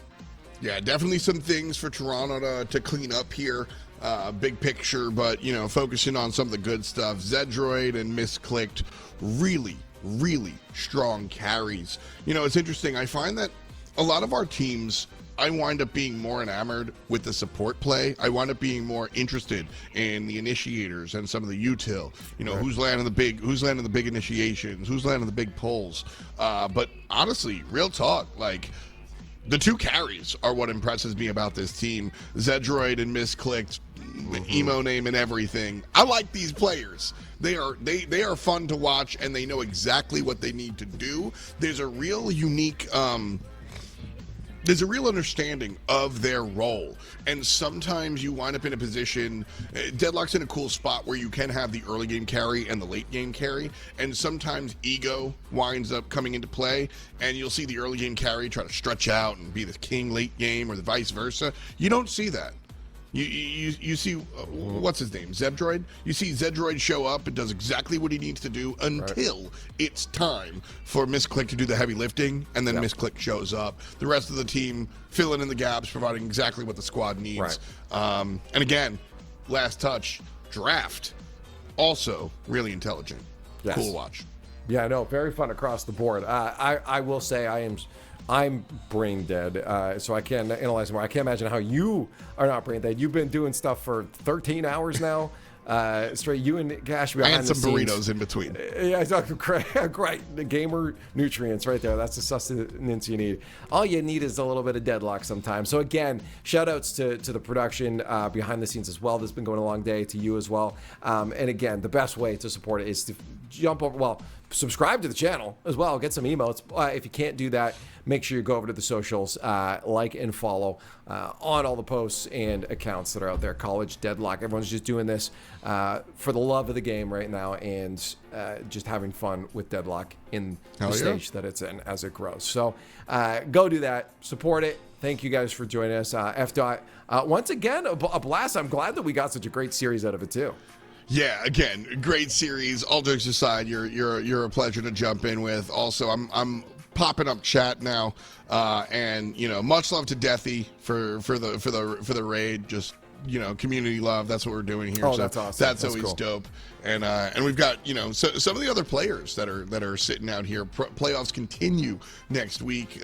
Pretty sure next week. And so Purdue will get a chance to kind of see where it all shakes out, because University of Toronto have more games to play, and that's really the fun stuff. We're creating a community here, and I want to see them not cry.